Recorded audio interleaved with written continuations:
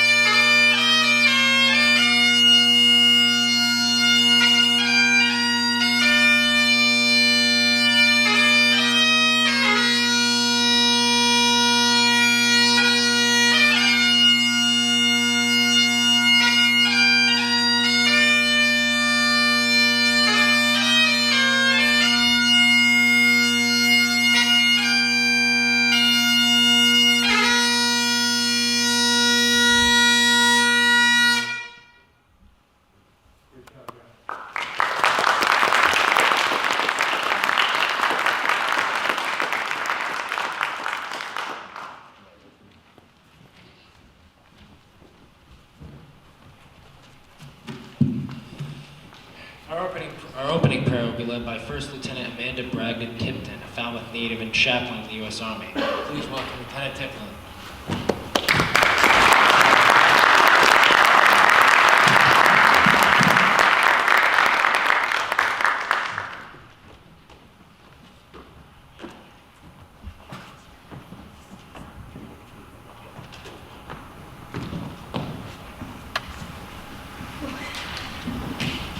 Would you pray with me?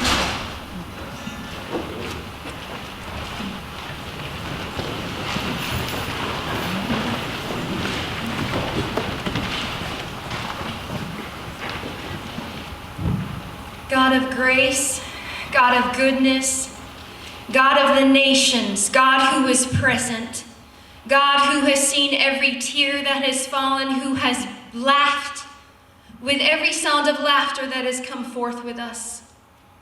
The God of the armies of angels, who stands in victory always. Unto you in this moment I honor you first and foremost. The one who had the idea of the United States of America and birthed it forth in eternity past so that we can be living now in eternity present in this great nation. God, in this moment I lift up before you all of the branches of military, for every woman and man who has stood before the flag, who has raised their right hand and taken an oath to protect and defend no matter the cost. From the north, the south, the east, and the west, across the entirety of the globe, I ask that the spirit of life would rest upon each and every one of them. God, for those who have had the invisible wounds of war, who have not known how to deal, how to cope, how to speak, who have felt like their voices were stolen from them. In this moment, I honor each and every one of my brothers in arms who is no longer with us. In this moment, Comforter, I ask that you would reach out to each and every family member, mother and father, wife, husband, child, that continues to carry the ache in their heart, and I ask that you would comfort as only you can. In this day, as we're dedicating a bridge, a structure used to pass from one point to another, I ask that there would be those in their own lives, on their own journeys, that would begin to step up, step out, and march forward in their structures in their lives that will lead them further into destinies of hope. God, let hope be rebirthed within each person represented here, within each family represented here, God. A rebirth of hope, something that is tangible, something that causes people to go forward, to not look back into the fullness of life that awaits. So God, I don't just ask your blessing upon these people, but I ask your blessing, a supernatural impartation from heaven today over that very bridge, that each vehicle, each person that crosses over that bridge would have an encounter with the one who is life himself.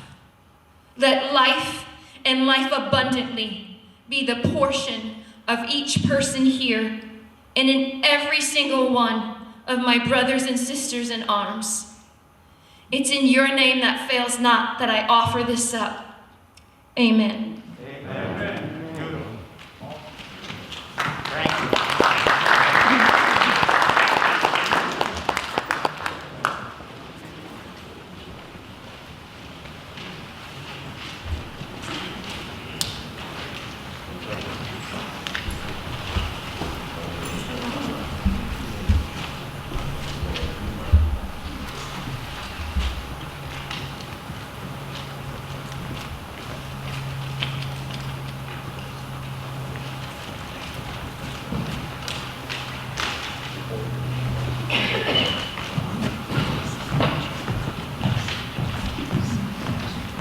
At this point, we'd like to invite Rob Mader to the stage to introduce our next two presenters. We will give him a longer introduction before his speech later in the program. Welcome, Rob.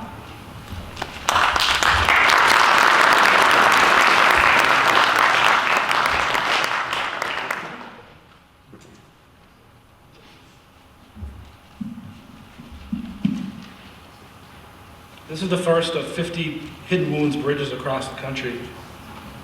This bridge makes it okay for people of every imaginable race, religion, gender, age, political affiliation to come together to celebrate their lives as opposed to mourning their deaths, thinking about how they lived, not how they died. This bridge makes it okay for all those who suffer and all those who lost PTSD and TBI and their loving families. This bridge is for all those people left behind to pick up the pieces. This bridge is for all those that wish they had done more, even though they couldn't have. This bridge is about education. This bridge makes it okay to speak about suicide.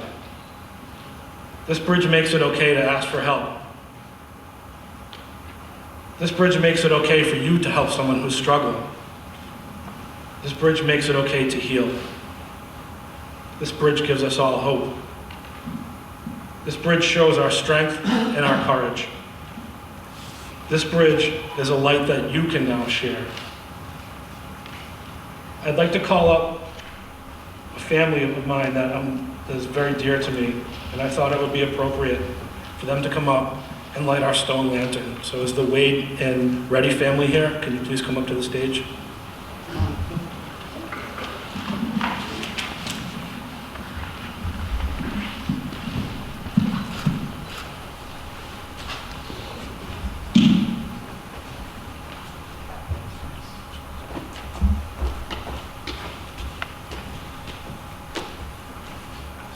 Short neck here.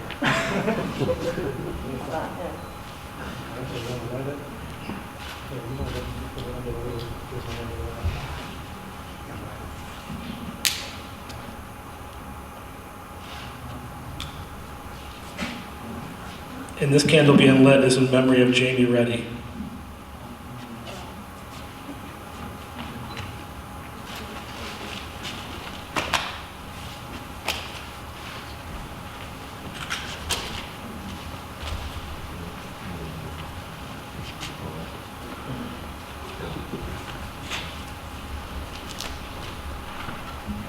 Next, for the Pledge of Allegiance,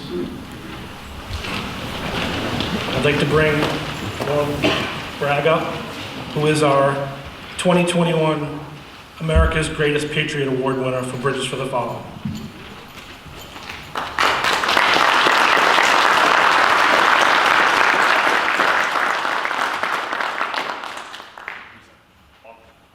Y'all face the flag, join me loud and proud and with conviction. Say the Pledge of Allegiance. I pledge allegiance to the flag of the United States of America and to the republic for which it stands, one nation, under God, indivisible, with liberty and justice for all. Amen. Amen. I'd like to welcome up one of my best friends on this world, State Representative Stephen Exaros.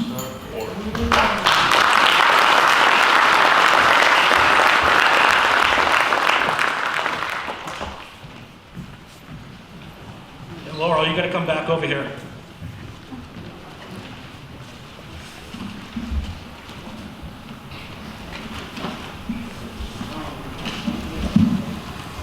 Thank you, everybody. It's wonderful to be here today in Harwich, in this beautiful school with so many families and friends, and a very difficult day as well.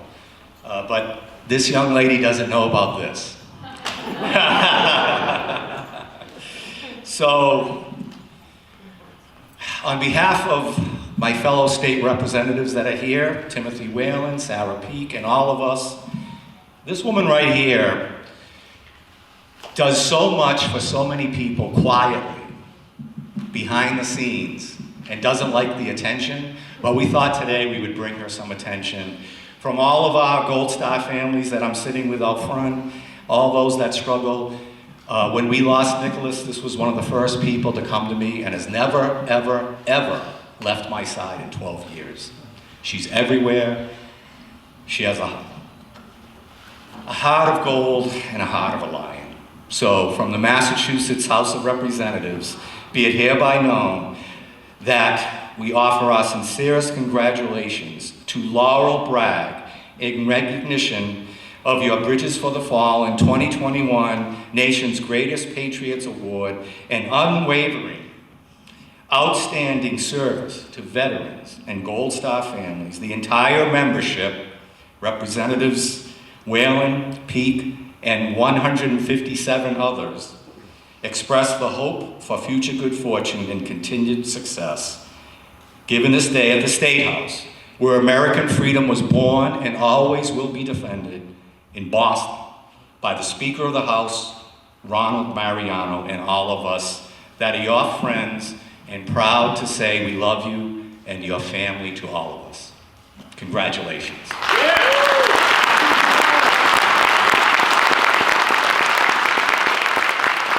you, Rob Madore, for making all that happen.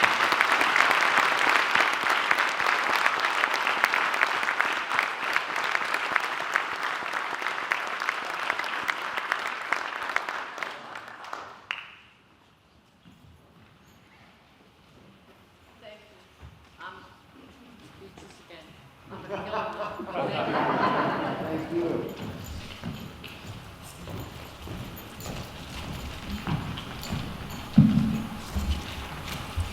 In the fall of 2019, our civics class at Monomoy Regional High School chose veteran issues as our topic for Project Citizen. Project Citizen is a national program where a class takes on an issue, researches it, develops a class policy, and tries to get the policy enacted. We met with Rob Madore of Bridges of the Fallen, a local organization that has worked to honor veterans all over the country, to discuss what we might do to honor veterans in our community. We chose to pursue the naming of the Route 6, Route 137 bridge in Harwich as our class policy. The goal was to honor not a specific veteran, but all veterans who have come home and suffered from PTSD, TBI, and other lingering effects of their service, many tragically succumbing to these impacts. After a number of drafts and discussions with local veterans, the class proposed the Hidden Wounds Memorial Bridge as the name of the bridge and the text of the bill as submitted. We felt that this would be a meaningful way to acknowledge the sacrifice and suffering of the many veterans whose injuries are not apparent. We then met with Representatives Sarah Peak and Tim Whalen to discuss our proposal and the process it might go through. They co-sponsored the bill in the Massachusetts legislature to name the bridge, which passed in December 2020 and was signed into law by Governor Baker in January 2021. Today is the culmination of these efforts. We're grateful to all of you for being here today. Thank you.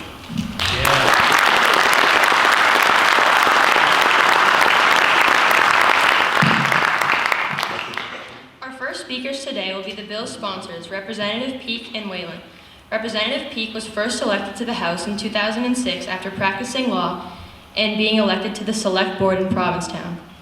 She currently serves as the second Assistant Majority Leader of the House. Representative Whalen was first elected in 2014 after a career in the state police force and previously serving in the United States Marines. He is currently running for Barnstable County Sheriff.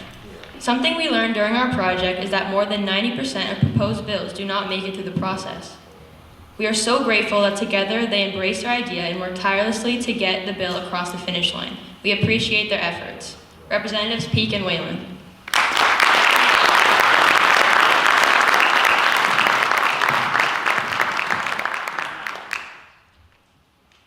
I was thinking this morning as I was getting dressed ready to come down here and be with all of you, probably the biggest challenge of the day is how Tim and I are going to speak together from the same microphone when I'm clearly at least 1 foot shorter than he is, or he's 1 foot taller than I am.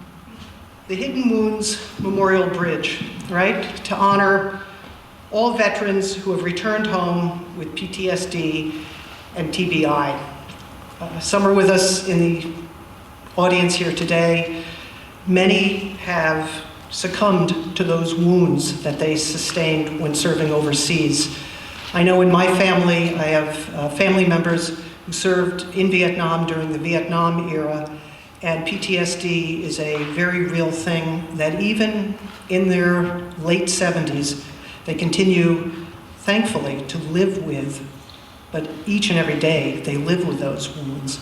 So my heart, and my soul, and my sympathy goes out to all of the families and all of the individuals who have been affected by this. And I am just grateful to be one small little piece in one small little cog in the machinery that helped to get this legislation enacted and to get this bridge named so that, as was so eloquently put in our invocation, as we cross over that bridge, it is a crossing over for each and every one of us, and how important that is, and thank you for those inspiring words. But I would be remiss if I didn't really give thanks to what was then the 8th grade civics class at Project Citizen.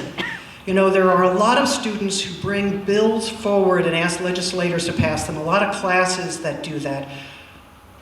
Not to belittle those efforts, but sometimes it's things like, let's name the brook trout to be the official freshwater fish for the Commonwealth of Massachusetts, right? Good for them, but I'll tell you, I would rather file legislation to name this bridge today as we're naming it, and these young people who are here and throughout the audience today, these young people are a special group that they reached out to Rob, and by the way, Rob's a special person also. I could go on for another hour about him, but we have a long speaking program. I'll sing his praises at another time. But what a special group of young people to choose this difficult, this hard project, this hard subject matter to deal with. And yet, here we are today, as I drove down from Provincetown and I got off at whatever the exit number is now, old exit 11, that's what I know it as. I came across that bridge, and, you know, thank you to MassDOT also. The bags are over them. We'll be going down there later to do the official unveiling. And it is because of these young people that this is happening. Tim and I were the vessels that just carried forth their idea, and we were able to get it done. And by the way, they did this while studying remotely, right? December of 2020 is when this was enacted. They cooked up this idea at the height of COVID. And here we are today. Talk about remarkable young people. I just want to give all of you a round of applause.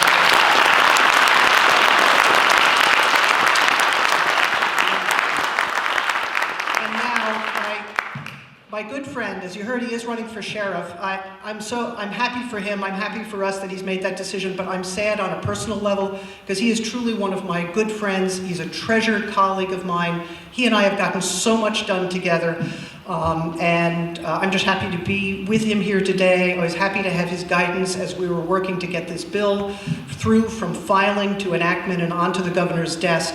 My good friend, Representative Tim Whalen, from, as he likes to say, although it's not true because mine is the best district, his is called the First Barnstable District because he thinks it's the first. Well, whatever. Anyway, Tim Whalen from the First Barnstable District.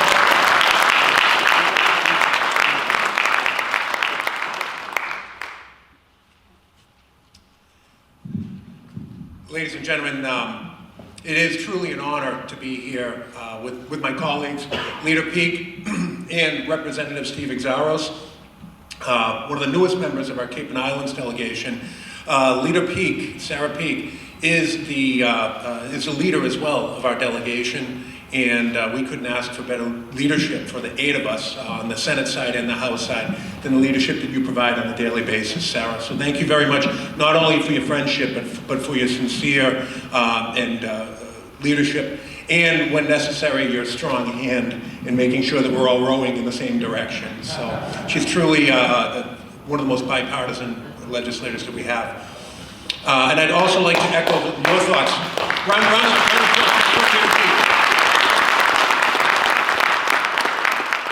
And Sarah, I'd like to echo your thanks as well to the class here at Monomoy for coming up with this project and sticking to it in the height of COVID. One of the things that Sarah and I have been blessed to do together here at Monomoy, because this is, Harwich is in her district, is that we would come down quite often and speak to the civics classes and the history classes, and that was at the request of our dear friend, Mr. Dixon.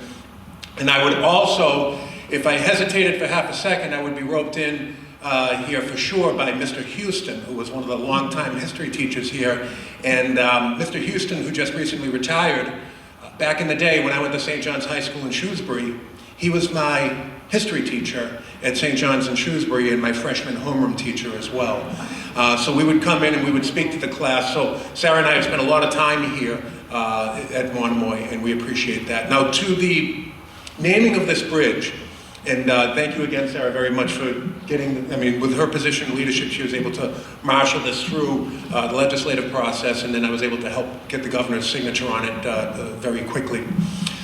But the purpose here to recognize the ill effects of post-traumatic stress disorder, PTSD, it's sincerely appreciated. And I tell you that as someone who I am treated for PTSD. My PTSD that I deal with came from more from my 21 years of service on the Massachusetts State Police than it did during my time in the military. But we understand that the women and the men that we send into battle, that we put in a position to go to faraway lands and defend our freedoms, when they come back, their care remains our responsibility. Taking an 18-year-old or a 19-year-old and sending them off to Afghanistan, off to Iraq, and having them engage in battle on behalf of our nation, when they come back with a trunk full of bad memories. And this nation historically has been negligent toward our veterans, negligent toward our first responders when it comes to their mental health.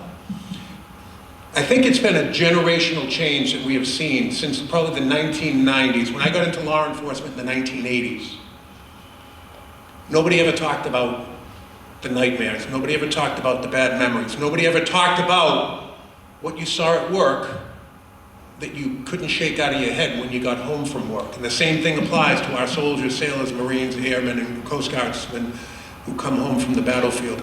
It wasn't talked about.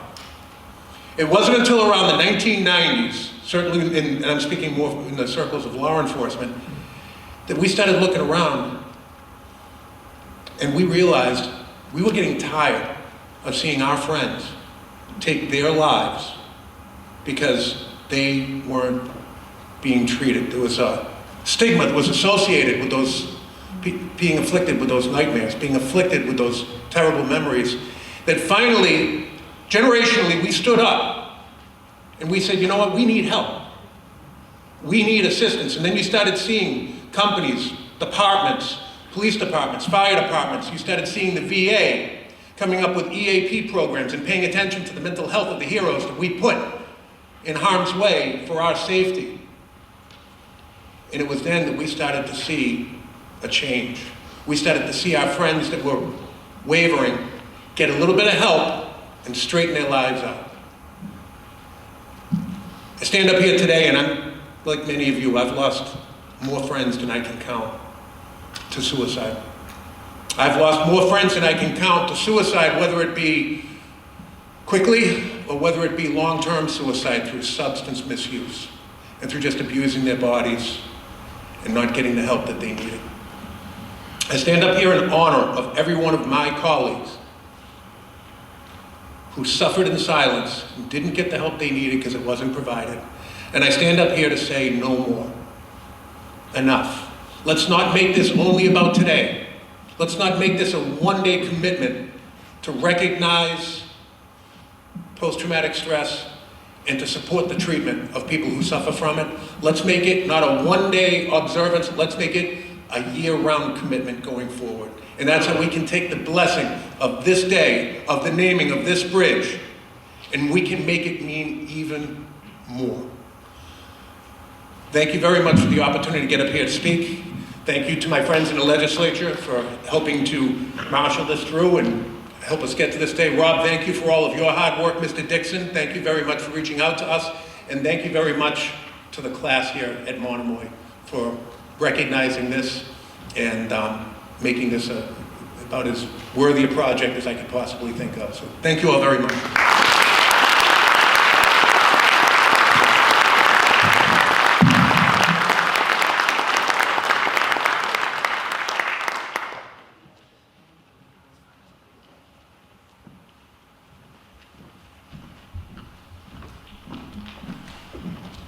The next speaker on our program is Representative Keating, but unfortunately Keating could not make it today as he's been asked to attend the climate conference in Glasgow and he's preparing for that. But he does send his best wishes for all gathered here today.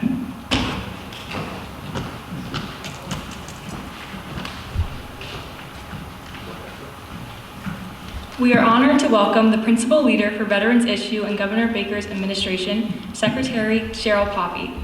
Ms. Poppy spent 30 years serving in the Massachusetts National behalf of Governor Baker and Lieutenant Governor Polito in the over 300,000 veterans in the Commonwealth of Massachusetts to be joining you here today to the dedication of this very important bridge, the Hidden Wounds Bridge. I especially have to thank the students in this civic class. I have to join your legislative representatives in thanking you for the work, and Mr. Dixon for your leadership in the class at choosing such an important issue to bring to the forefront. And to think that you started this in the 8th grade leads me to think that you are going to just start on a tremendous career of advocacy and engagement in your communities for the future. So we thank you so much, and we wish you well.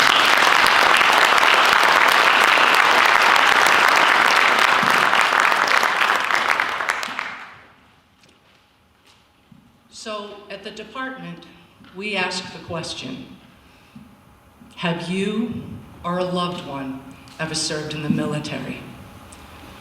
So I'm going to ask that question, and if you look around, are you still serving, or have you ever served in the military? If you could raise your hands. Now I'm going to ask, has a loved one, not even just a family member, a loved one, have you or a loved one ever served or is serving in the military? Almost everyone here. And that's why it's so important that when we talk about honoring our veterans, honoring our service members, we honor the families too. So this bridge, it's for everyone who's impacted by what we call the hidden wounds, which our veterans are more susceptible to post-traumatic stress, just because of the nature of their duties. So hidden wounds, post-traumatic stress, military sexual trauma, traumatic brain injuries, and there are so many other presumptive illnesses that you can't see. And it's important to have this recognition because I think that helps combat the stigma, as Representative Whalen was saying earlier, that people have to fight to try to get that help. So asking the question is what helps to drive our work. And if we can still ask the question and continue to ask the question everywhere we go, we can try to help navigate veterans to help. We have peer specialists, the SAVE team, at the department that help navigate veterans and family members to services that they may need, because what works for one veteran may not work for another one. And as we talk about bridges that cross from one point to the other, the bridges also connect. So everyone is connected. We are participating in a governor's challenge to prevent suicide among service members, veterans, and their families.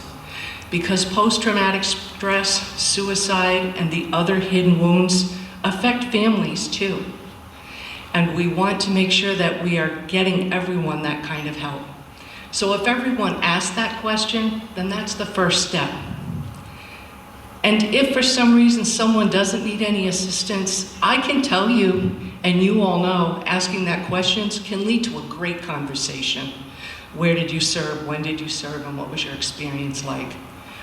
So I am so moved. My brother served in Vietnam.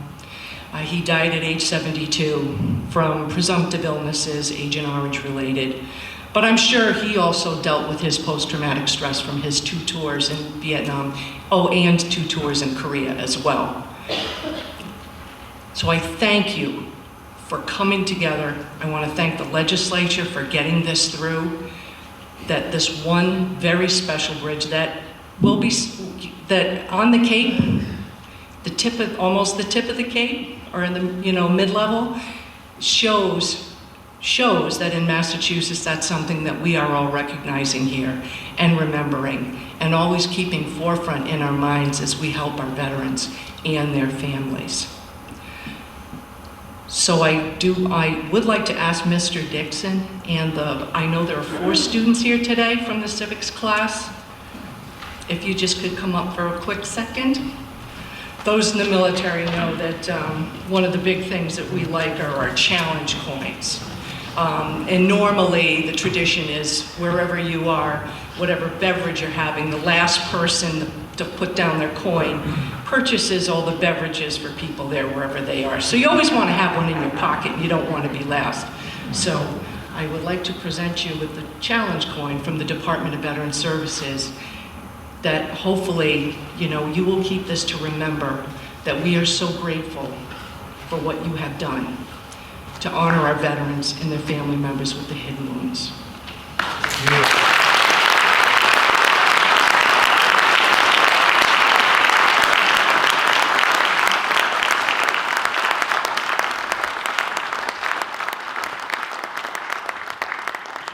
Thank you once again for everyone to come out here today on this. I'm glad that the weather today is not what it was in the middle of the week, and just to be in this very beautiful place. And I look forward to crossing over this bridge and keeping that in my memories in the future. Thank you very much.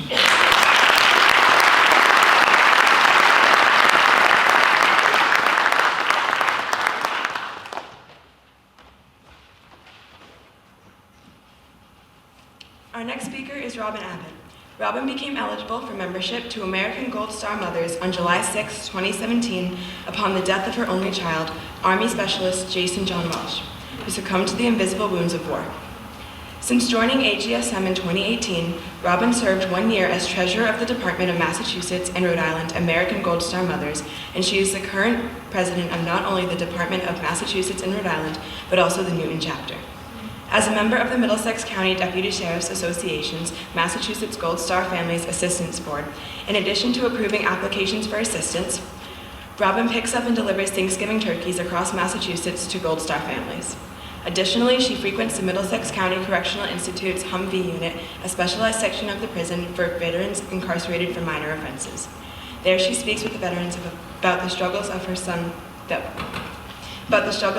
went through as a result of suffering from PTSD, and the effects of his actions not only had on his life, but also those of his loved ones.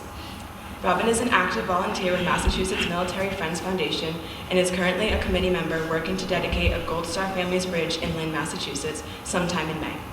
She's a volunteer at the Chelsea VA Soldiers Home and spent many months as a volunteer with the Food for Vets program sponsored by Massachusetts Military Support Foundation. Additionally, she participates in the yearly walk sponsored by AGSM in DC to promote suicide awareness and raise funds for working dogs with vets. And she and fellow Gold Star mothers take part in the annual Veterans Day walk sponsored by the DAV. Welcome, Ms. Abbott.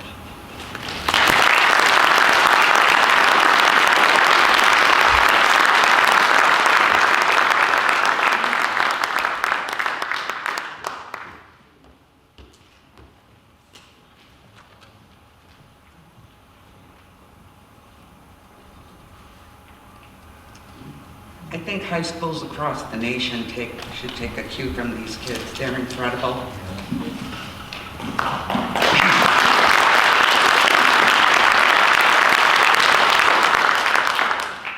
They did not die in vain in the line of duty, but rather as a result of their service in the line of duty. My son is one of these heroes. Jason John Welch came into this world on a very snowy November 10th day in 1982. Jay, as he insisted on being called, was very funny and very mischievous. And he remained that way through manhood. If you ask former teachers, friends, or family members, they'll always tell you that even when he was getting into trouble, you couldn't help being mad at him because he was such a prankster and he was very funny. And you could never stay mad at him because he was very handsome and very charming. This is how handsome he is. He's on my socks.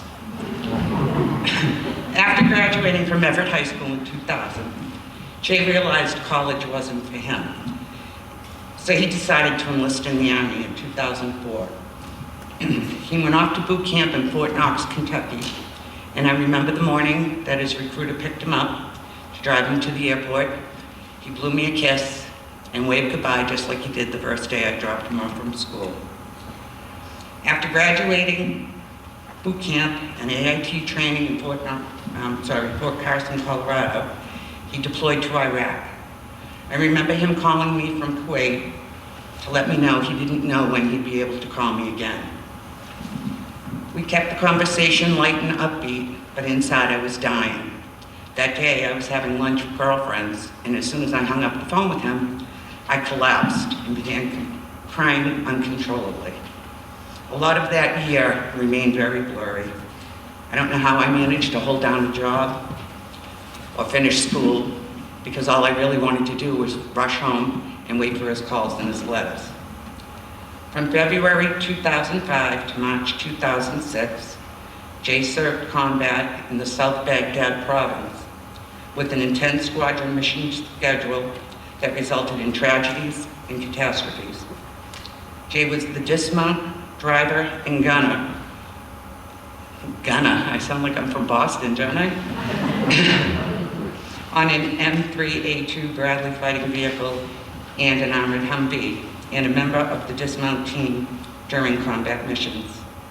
It wasn't until I was preparing for today that I really learned of the horrors that my poor baby witnessed.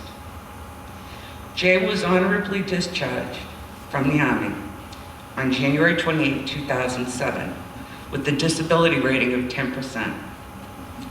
Upon his return home, he developed an opioid addiction and began to spiral out of control. He felt a change of environment might help him, so he packed up and moved down to Florida in November of 2007. While living in Florida, he reached out to the DAV to help him fight for a higher rating. He could not hold down a job, and he could hardly eat or sleep. His Bradley commander and section leader wrote a letter to support Jason's claims of PTSD and TBI. I've had this letter for 4 years, and I've never been able to get past the first page. I finally managed to get through it this week as I prepared this to speak to you today. But I'm not prepared to share with you the horrors that it unveiled. It took Jason 4 years to receive a 100% disability rating, and every day since then was a battle for him. In 2009, I became hopeful things would turn around for him. He met his wife, Cynthia, and on May 13, 2010, she gave birth to their daughter, Isabella, my only grandchild, actually. Cynthia is Latino, and she never quite understood what PTSD is, and she tried very hard to understand, but it was overwhelming for her. She worked full-time, and Jake became the stay-home dad, and they used his VA loan to purchase a home. He also sought treatment at a methadone clinic, and he did well for a while. However, the medications he was prescribed and his PTSD interfered with him being able to care for Bella properly. Eventually, he became self-medicating and turned to alcohol to ease his pain and help him sleep. These behaviors and many others that go along with the addiction led them to separate and share custody of Bella in 2016. Jason's mental and physical health declined tremendously at that time. Everything became overwhelming for him. He felt like a failure, and he became severely depressed. He began to put himself in dangerous situations and had little to no self-esteem. Neighbors and so-called friends labeled him as lazy, crazy, weak, irresponsible, and unhinged. He began to believe all of these were true, and he didn't care what happened. In February of 2017, Jason got into a situation where he had to go to the hospital. He told me that the hospital said if he didn't stop drinking, he'd be dead in 6 months. He quit drinking, but it was too little, too late. On July 6th, 2017, I had to take my child off life support.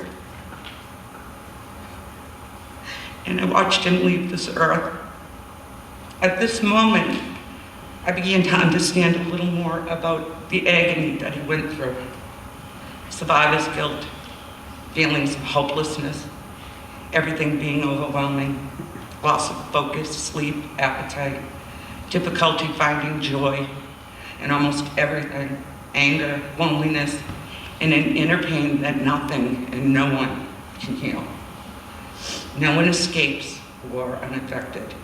Some are lost in battle, some are physically wounded, and hundreds of thousands suffer invisible wounds. All of these tragedies drastically changed families.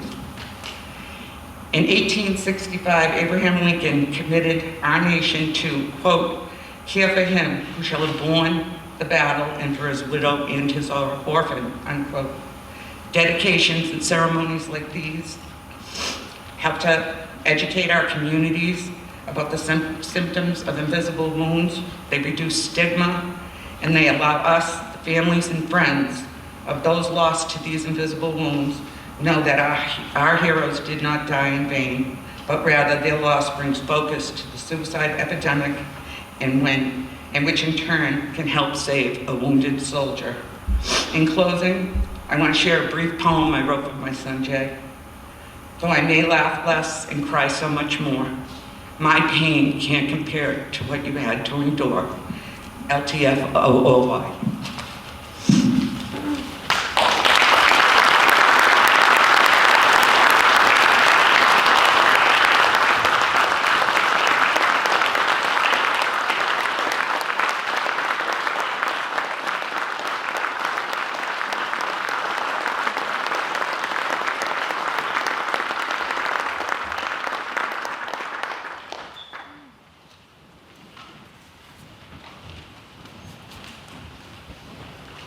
Thank you very much for that powerful speech right there.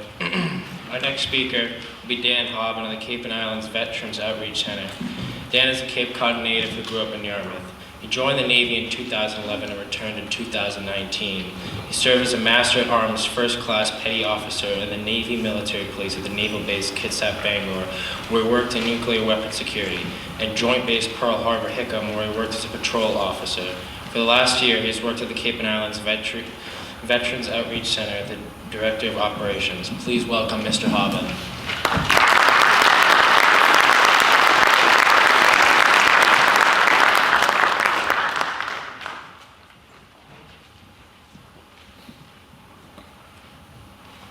I'd like to say thank you for having me today, and I feel humbled to share the stage today with our members of our community and our wonderful students who have made such an impact in the community.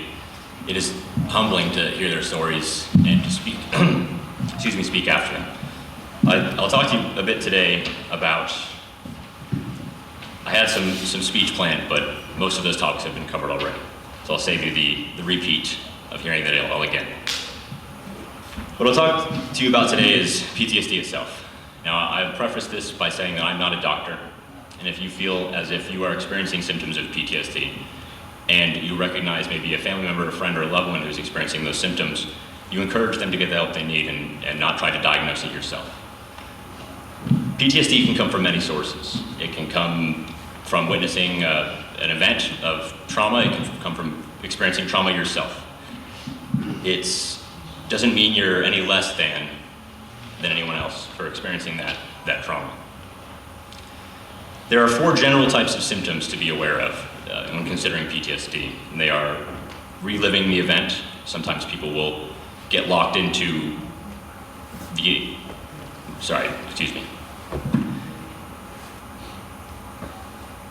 Some people will try to avoid the event because it might remind them of the trauma they had experienced in the past.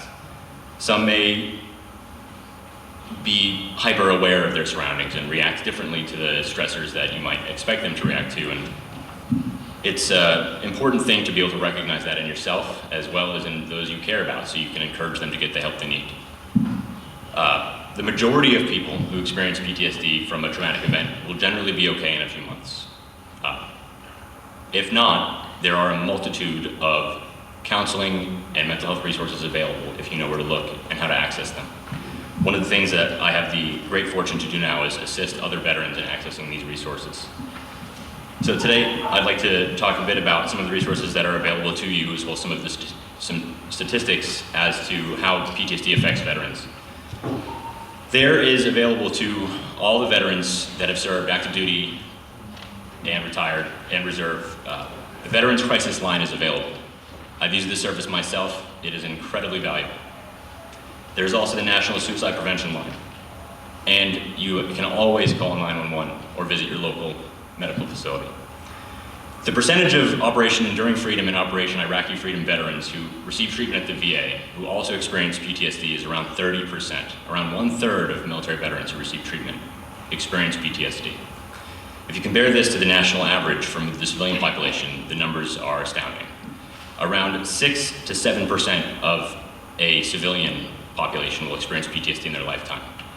The difference there, you can see, is obviously quite large. Now, this is generally due to the nature of the duties exposed to military members and how they serve. It also is very, very commonplace in our emergency services. Our police officers, our firefighters, our emergency medical technicians. These symptoms can happen, and these events can happen to anybody, but it is generally much more prevalent in those roles. So that you may ask yourself, what can I do? How can I help? What can I do to help my brother in arms, my sister in arms, my mother, my father, my friends? One of the most important things you can do is to just be there and listen. Encourage them to get the help they need.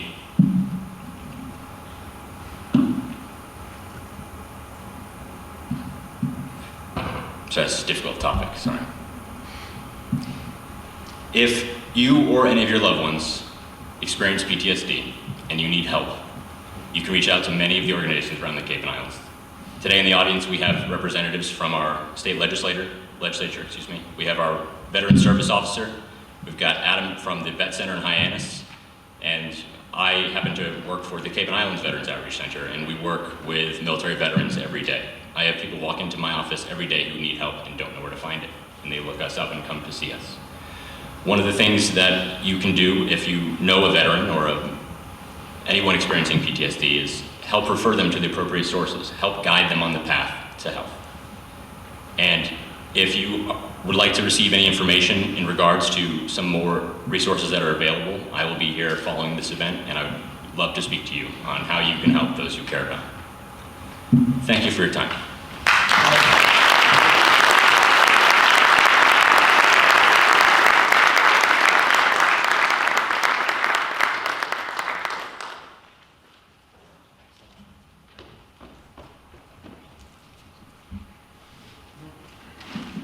Joseph Cook was born the son of an Army Purple Heart veteran in September of 1958.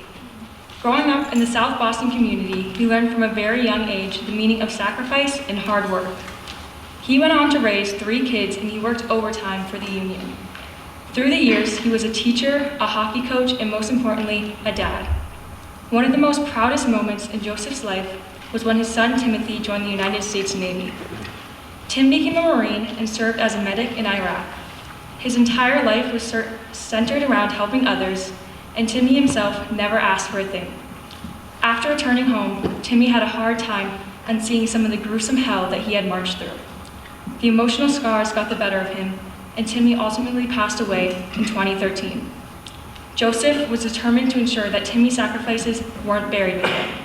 To celebrate his contributions, he funded a scholarship to continue Tim's legacy. The Timothy Dock Scholarship mission is to teach youth about PTSD and increase awareness about hidden wounds attached to so many of our veterans. This year marks the 7th year of awarding scholarships. To date, over $60,000 has been awarded to deserving students in our community. Welcome, Mr. Cook.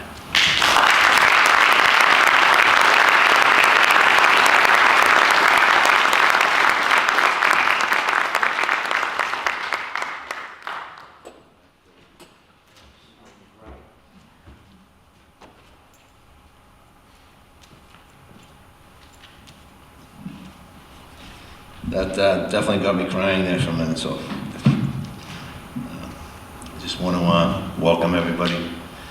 And Robin, you really just touched my heart. I hadn't heard your story, and you got me going.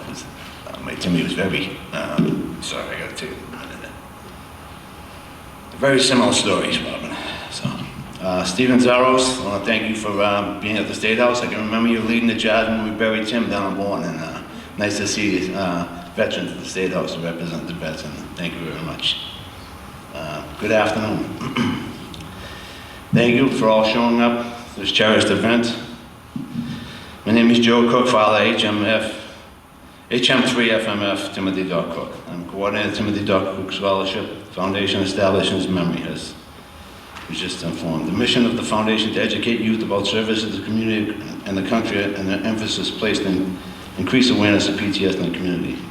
The foundation was made possible by a group of Salty friends who just got together down the rink, as I was a hockey coach, and I said, I want to make a negative into a positive, and we got the community together to do that. And as was mentioned, we have given over $75,000 to kids in the community for the creating writing ideas to a scholarship, and they write about PTS, how they could serve community, serve country, and what they know about PTS, and how they can help veterans. And that, to me, is a very healing process. And because without a sense of caring, there can be no sense of community. I'm incredibly grateful to all veterans who have served our country, as my dad was a late Purple Heart recipient. I am also thankful for my colleague and friend, Rob Madore. And I just want to say that Rob and I were connected to a friend of mine, Jeff Bodor, whose son was blown up the same year my Tim was in Iraq. And it's funny how things work in life. You get connected. And I learned that at TAPS, through spirit, or in this case, it was me and Rob had become good friends over death. And I value his friendship. And I want to thank also Harvard High School teacher John Dixon, and the students here today. But I haven't got your name, but I do have a couple of gifts for all you guys. So I wanted to give Rob a book here, and that book is for Once a Warrior, and it's by a Marine who I actually got to speak to. His name is Jake Wood. He's a United States Marine, and he started Team Rubicon. The way I learned about Team Rubicon was with these kids writing these essays. I was like, what's Team Rubicon? Well, he formed Team Rubicon for helping people out. I think it was in Haiti during the hurricane. And he got other Marines to join in. And it was Marines helping Marines, or veterans helping veterans get better by serving our country. And that's what it's all about. So I do have a book for Rob. I have another book for Love of Country that I give out a book every year at the scholarship to the kids, just for educational purposes. And I have another book with Love of Country for John Dixon, and I have some T-shirts for all of you. So if I can give them out now, I can wait on after. So, on that note of being grateful and giving back, I have been a hockey coach for 25 years at every level, and recently at the girls' high school hockey coach for Latin Academy. Gratitude and giving back, showing appreciation helps us as an individual to build character. Sometimes you may not realize it, what impact you have on another person's life. And you guys are definitely impacting my life here today. Thank you. Show your appreciation and thankfulness to a veteran who has served our country. It really hits home to them, and it hits home with the eminent spirit. This brings me to the motto of my son's high school, which was BC High. My son was, the motto there is to be a man for others. And the poem, The Road Not Taken by Robert Frost, with the reflection choices in life. I remember Tim going to high school there, his involvement in robotics, youth ministry, being a camp counselor at East Boston camps, where the motto was, when all give, all gain. Tim went off to college at John Moores University in Liverpool, England, returned home at a crossroads seeking another path in life. We will all face these choices in life, but it's up to us to identify our strengths and weaknesses. And sometimes we need a different perspective. Sometimes it happens from a teacher. Sometimes it happens from a coach. Tim made choices to join the U.S. Navy as a corpsman, with the inspiration from his grandfather, World War II Purple Heart veteran, serving our country as a Navy corpsman on the ground in the United States Marine Corps, because Tim always said he was green side. I'm not blue side, Dad, so no offense, but Tim always said he was Marine Corps. In Iraq. And my son Tim, this made my son Tim a man. In making his decision to become a corpsman and saving lives, Tim also made a commitment to his unit, learning every weapon system and communication, along with designing an armored mass casualty vehicle to save Marines' lives. So he got a NAM, but I thought he should have got better recognition. And as far as the Ghana, yeah, he learned the jungle, author of the tribe, and that was another book I gave out to the kids. Jungle makes note of Benjamin Franklin's observation as English settlers fleeing to Indian tribal society which had gravitational pull on Westerners for hundreds of years. This pull is mainly from our evolutionary past as a communal species. The most recent example of that type of attraction is combat vets, like my son Tim and many others, 22 a day, who come home to find themselves missing intimate bond in their unit. This loss of closeness may explain the high rates of PTS in vets today. And I've been reminded to drop the D. There's some discrepancy on that, but I say PTS, some say PTSD, but it's been going back and forth. I've read some articles on it. The stakes are high for our returning vets since 2012. More service members have died by suicide than in combat. These staggering numbers which reflect another fact that freedom is not free. Our society is so self-involved, they could care less about bonds formed in the military. Loyalty has gone out the window, which at one time was a key component to cohesiveness in our country. And I think we can all see that every day. As we honor our veterans, remember their great deeds for the past and present, let us also remember to share simple acts of appreciation with kindness and unconditional love. Gandhi's quote, "The best way to find yourself is to lose yourself in service to others." Lastly, I would be remiss if I did not mention something that's near and dear to my heart. On February 21st, 2020, the North Atlantic District of National Cemetery Administration gave the Timothy Dodd Cook Scholarship Trust and the Bridges for the Fallen the green light to erect a PTS memorial at the Bourne National Cemetery here on the Cape. We have been working with architect Robert Shaw on the design. This endeavor needs a lot of attention in a couple of areas. One being bureaucracy. That's funny. Along with the governor's recognition today of hidden wounds. On June 27th, 2019, PTS Day, the House of Representatives also passed a resolution that they recognize the importance of raising awareness of PTS injury to help vets get the help they need and to end the stigma. I am asking every politician here today to help get us this completed without any more stumbling blocks.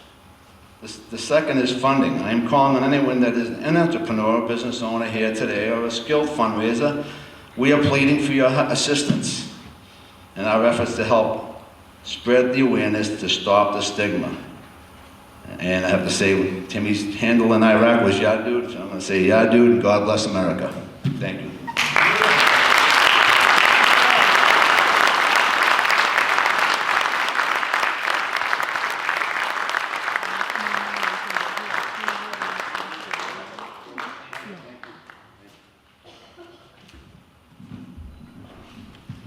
Crystal A. Lapine is a retired law enforcement officer after 37 years of service. She is the director of the Cape and Islands Critical Incident Support Team, which is a team of volunteers comprised of public safety peers, clergy, and mental health clinicians who respond to critical incidents with hopes of mitigating the impact of these incidents on the public safety personnel. The Cape team is a member of the Mass State Peer Support Network, and their members have responded not only to major events within Massachusetts, but also nationally. The goal of this team is to build resilience and promote self-care within the public safety community. Lapine has been on the Cape and Islands team for 30 years and served as its director for 25 years. She also is part of a military family with 7 family members having served. Ms. Lapine.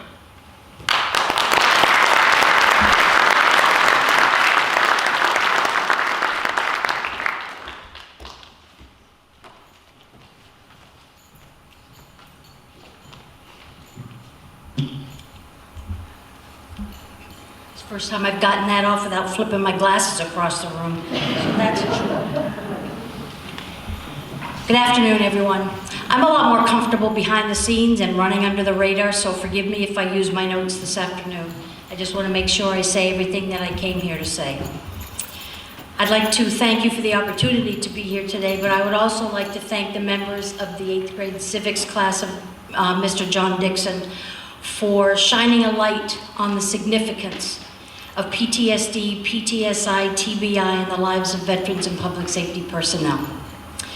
Just a little bit about me before I get any further, in case you're wondering why I'm standing up here doing this. I come from a long history of military in my family. My father was career Air Force and a veteran of the Korean War. Several uncles in the military, along with a Marine who did 2 tours in Vietnam. My several uncles. I can't even remember how many. My father's one of 11 brothers and sisters, so there's a lot. My two brothers, one of them was an Air Force veteran, one's an Army veteran. The Army veteran went on to work for the Secretary of State's office and do private duty in Iraq and Afghanistan.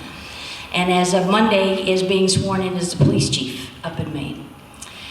My niece is a veteran of the Air Force Reserves, and my son just finished 7 years in the Army Airborne. So we've got a little bit of a history there. On the other hand, I took a hard left and went a different direction. I decided at the age of 17 that I was going to be a police officer. I have no idea why I made that decision, but it seemed to fit at the time. I wanted to be able to make a contribution to my community and help to make a difference in people's lives. I'm not sure if we did that, but we gave it a good shot. I started at the age of 18 as a matron and then moved my way up through the department from matron to communications to undercover operations to being a crime scene officer in the Bureau of Criminal Investigation and then a patrol officer and then subsequently in administration. That's PTSD of another kind, which we won't talk about today.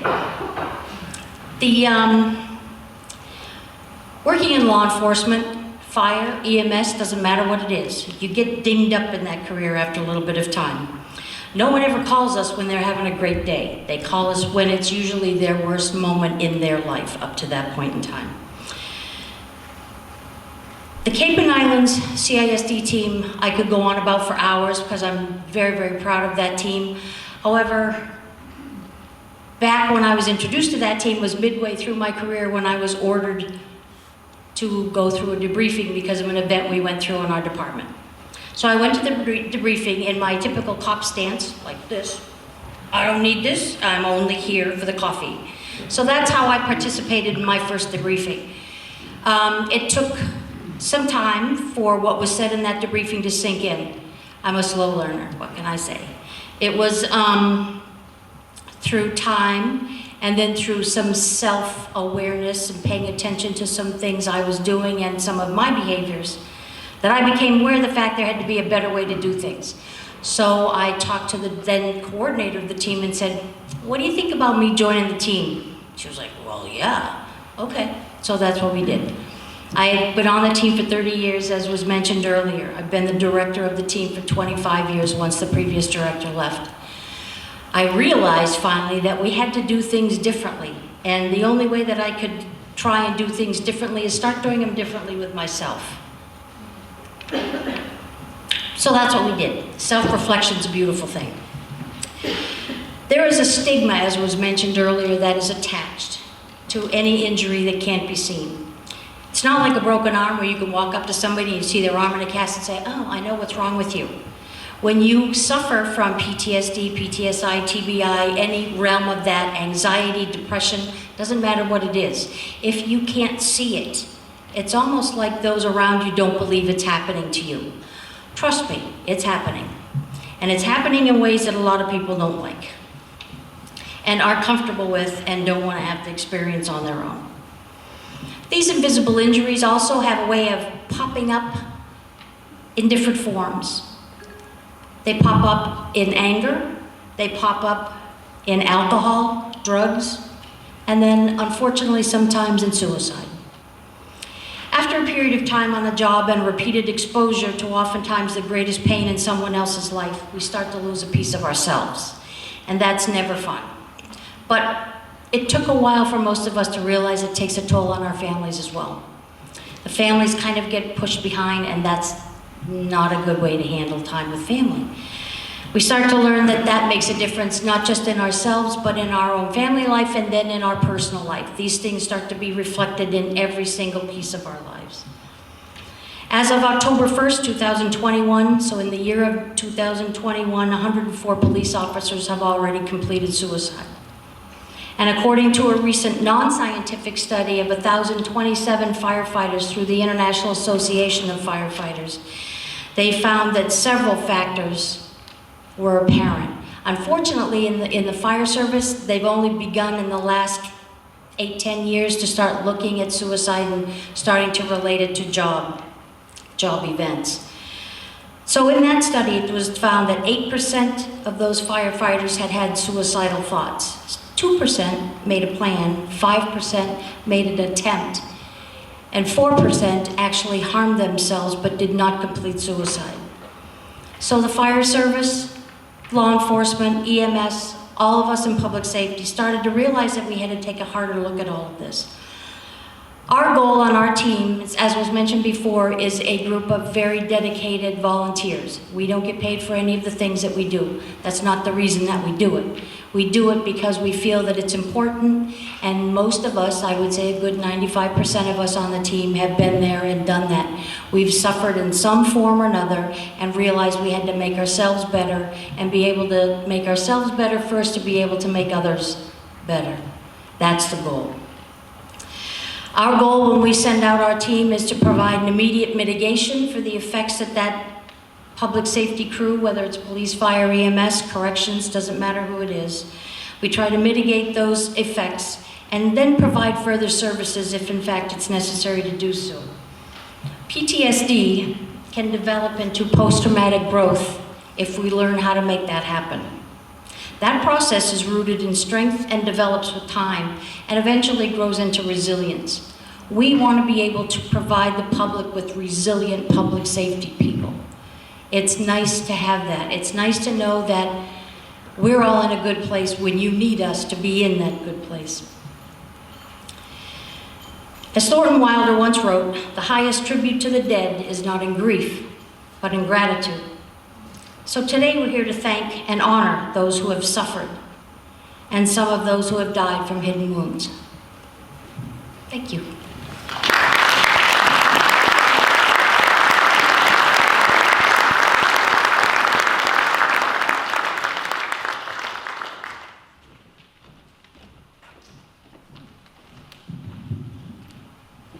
Beverly L. Franklin became a Gold Star and White Star mom when her son, the late Sergeant Michael Timothy Franco, died by suicide 11 years ago on September 27, 2010. Her son had PTSD after his first tour to Iraq. He did 2 tours in Iraq. He was diagnosed one week before the tragic circumstances that happened the night he took his life. After suffering from the loss of her son by suicide, she became obsessed with finding out about the whys of suicide and what she could do and would do to prevent it happening to another family, another soldier, another mom. She's a tireless advocate for suicide awareness and prevention, working with organizations such as Project New Hope and the One Tribe Foundation. 11 years later, Ms. Franklin is still and will always be fighting against soldier and veteran suicide. It's become her mission in life. We can and we will stop military suicide with hope. Please welcome Ms. Franklin.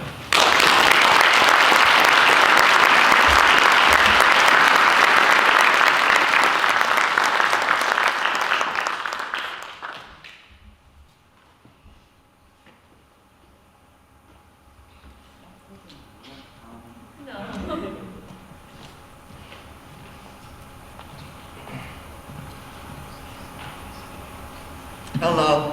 Hello. Hi.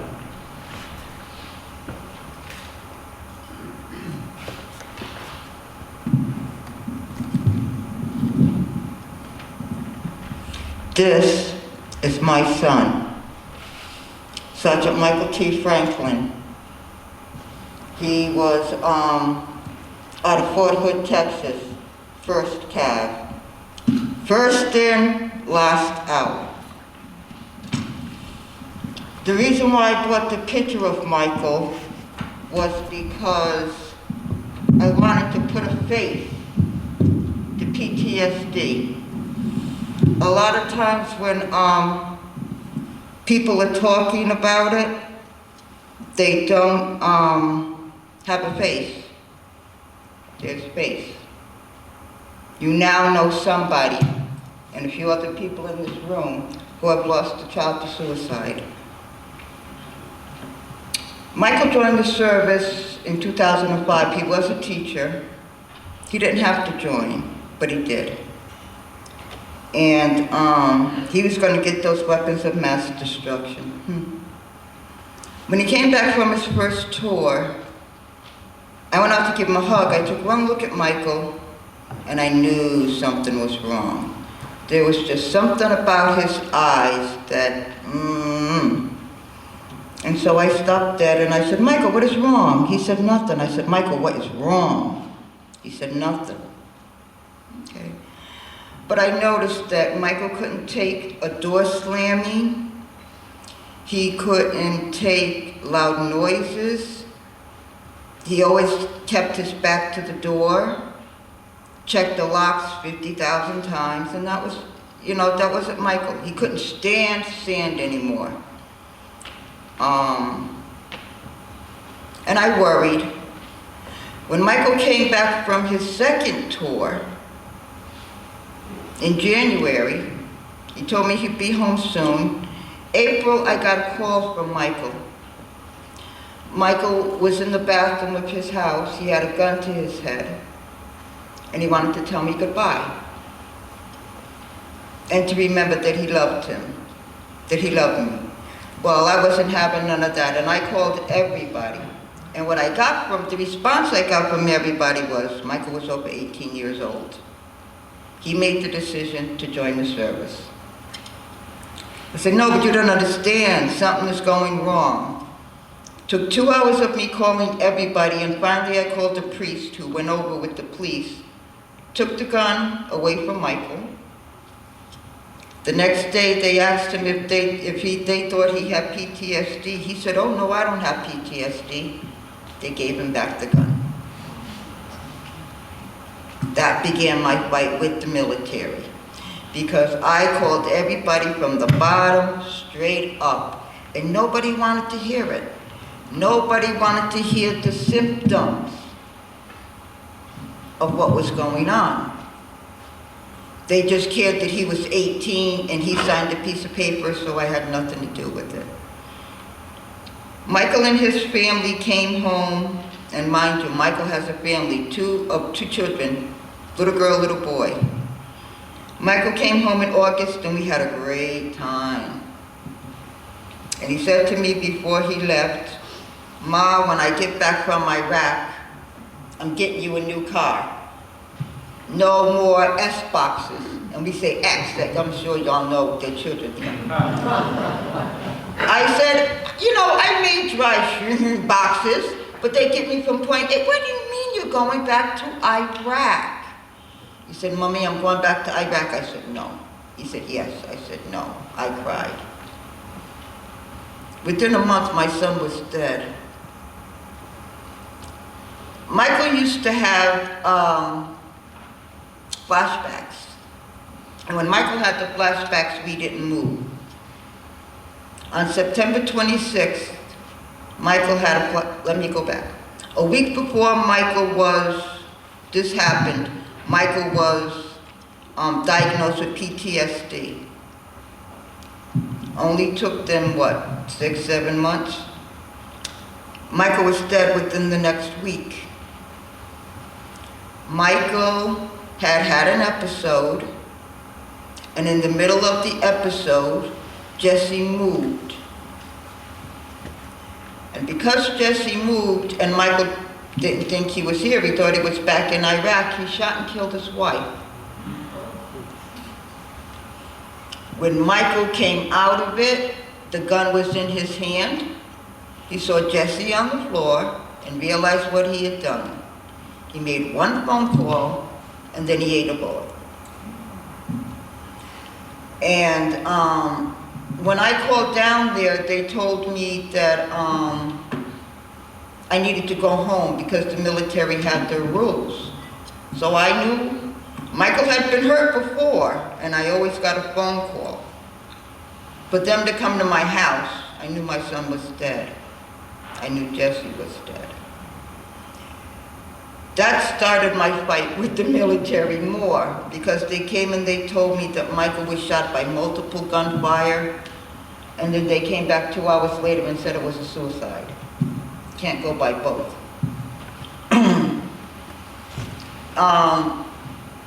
There was an investigation like you would not believe. Michael died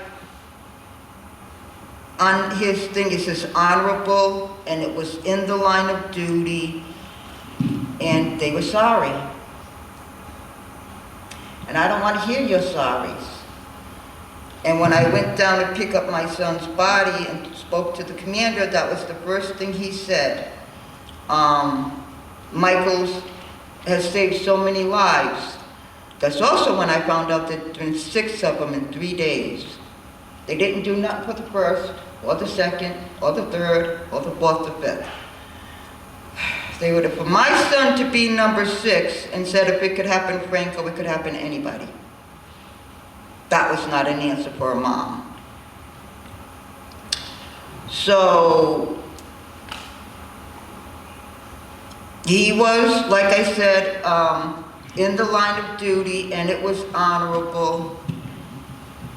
And now what do I do? Because my son is gone.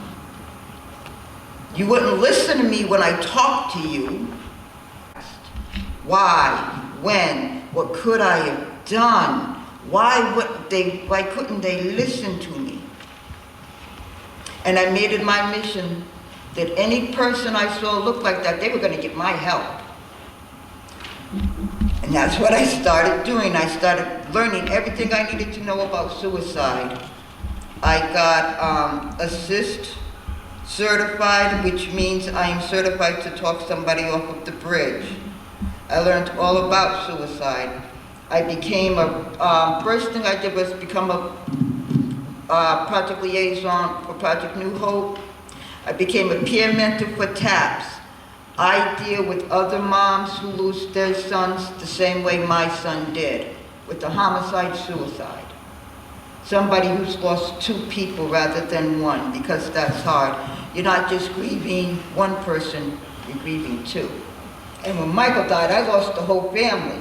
Michael, Jesse, and his 2 kids. And today is Byron's birthday, 13 years old. And I've not seen him since all of this happened. I'm hoping to be certified in mental health CPR this year, but it looks like it's going to be next year. And I'm an advocate for suicide awareness and prevention. If you see somebody with that look in their eye, don't walk away from them. I never got a chance to help my child, but I got a chance to help so many of his brothers and sisters in arms. I talk to them, I will go to them, I will hold your hand, I will take you if you need me there. And I've seen people turn around, so there is hope. There is hope. I've seen soldiers go from a dead look in their eye to having that twinkle back. Yes, they may still have issues, but they have hope. I have soldiers that are getting married who were a minute away from suicide because they have hope now. And that's what we need to give them. They went over there and didn't think twice about doing what they did for us. And they had to come home and live with seeing a fellow soldier pass on the field, and they can't go and help him because they got to keep doing what they're doing. And they come back and we expect them to be the same as they were going over there. And they're not. And we need to be there for them and let them know that it's okay. And let them know that we're here for them. And let them know that the better option is not suicide. Because I would rather have you here fighting with everything I have in me than to have the alternative, and that's you dead. Because there is no coming back from that. My son's been gone 11 years. There is no coming back from it. There's no coming back from the heartache. Except when I see some of my soldiers with that smile, it makes me feel good. So, 22 vets and 1 active duty, and my son was the active duty, take their lives. That was 11 years ago. The numbers are not coming down. So we need anybody and everybody that knows somebody that's a vet, check on them. Especially around the holidays. If you haven't heard from them in a while, check on them. You know, let's go out for some coffee. I'll come over and get you. You know, we'll go sit on the porch. Just something. Connect them with the battle buddy. But more importantly, give them hope. Okay? One day at a time. We don't expect all of their problems to be solved in one day. That's not going to happen. But if you let us help you, if you take our hand and let us help you, we will help you out of those demons. One day at a time. And if we have to do it a minute at a time, we'll do it a minute at a time. You know, but we have to get that it is out there. People don't think it's out there. It's out there, and it's very real. So, thank you guys for coming. What you guys are doing is fantastic. I wish Rhode Island would get in on it. And thank you for coming today.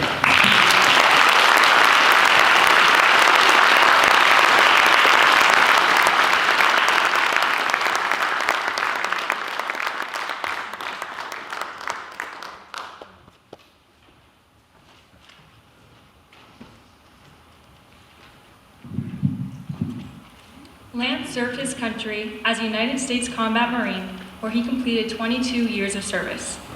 Lance is the Executive Director of Project Josiah Restoration Ministry, Hidden Wounds, and Sumter Veterans Council. Lance is also the founder of Broken Focus, LLC, and collectively, all these organizations are in the helping those who help others category.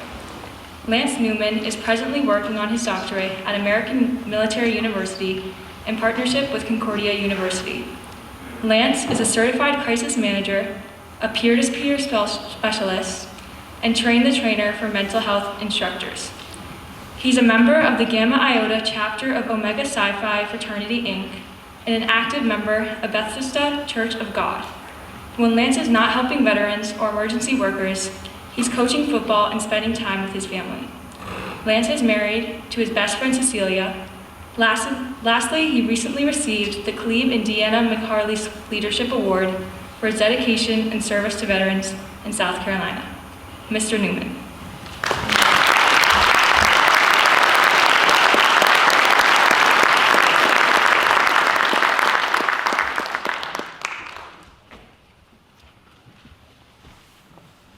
Well, folks, I normally like trying to keep it real. You guys have been sitting for a long time, and we appreciate it. As it was stated, I'm the executive director for organizations that help those that serve. And Hidden Wounds, as you all have stated, you know, I had this nice speech prepared that I want to move away from. First of all, where's she at? The LT, the one that prayed. Is she still here? Okay, so that was awesome. All right?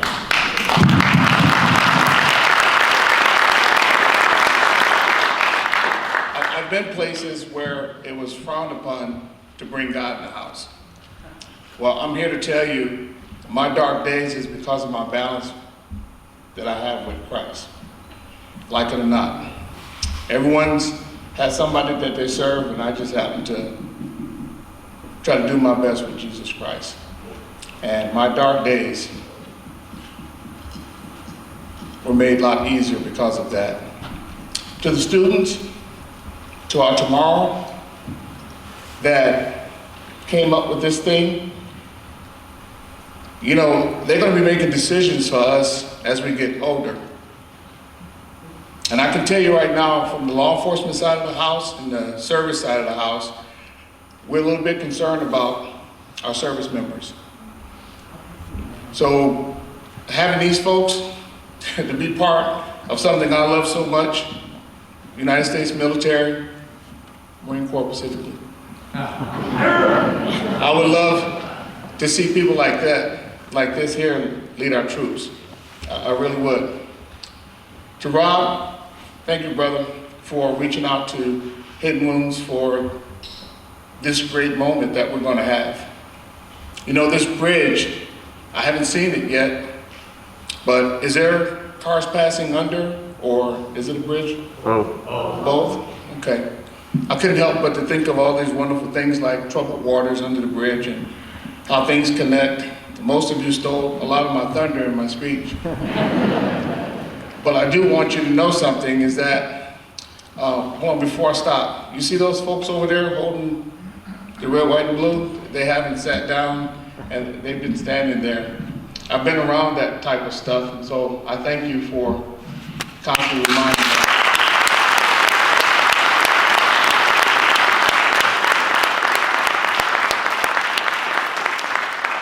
I have something I want to show you all, and I'll say a few more words and I'll take my seat.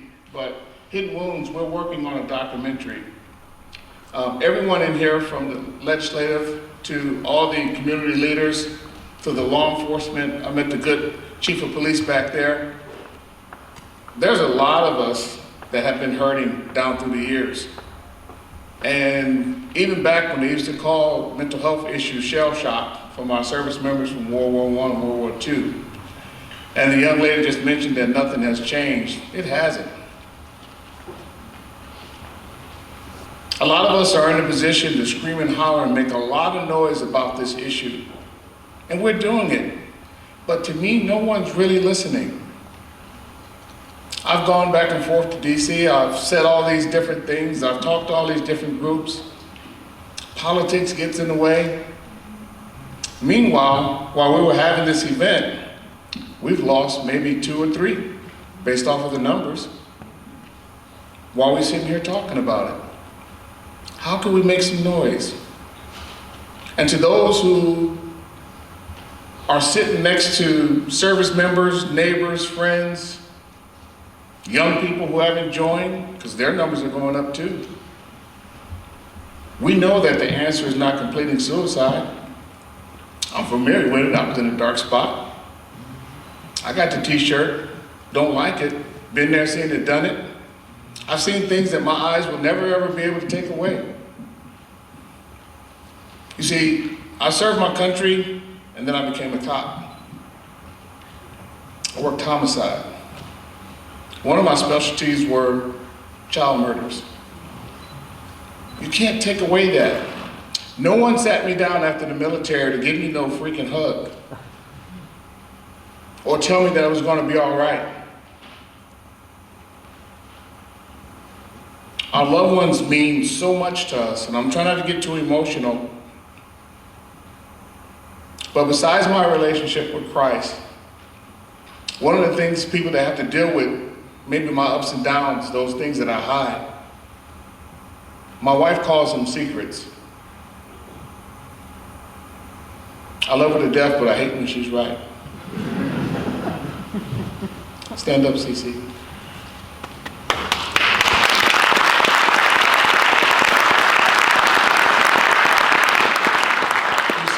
During my dark days, when I'm having trouble sleeping or things go on in my sleep that I know nothing about, there are times that I've woke up and I've seen this woman praying over me. Because no matter how I look like I have it together, you never know when it's going to sneak back up on you. So every day at Hidden Wounds and at Project Josiah, we're on the phone helping somebody, trying to get them to some type of sustainable life. And we're not always successful. It hurts. I have a few more things to say. I want you guys to check this out, and then I'll get out of you guys' hair.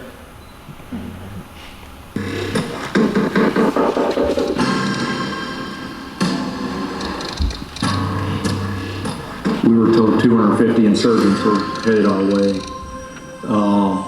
They came down, threw off the 50 cal, threw off a box of grenades, pretty much told us, hold them off with the 50 cal, and then blow up our communication devices so that way they couldn't steal our encryption.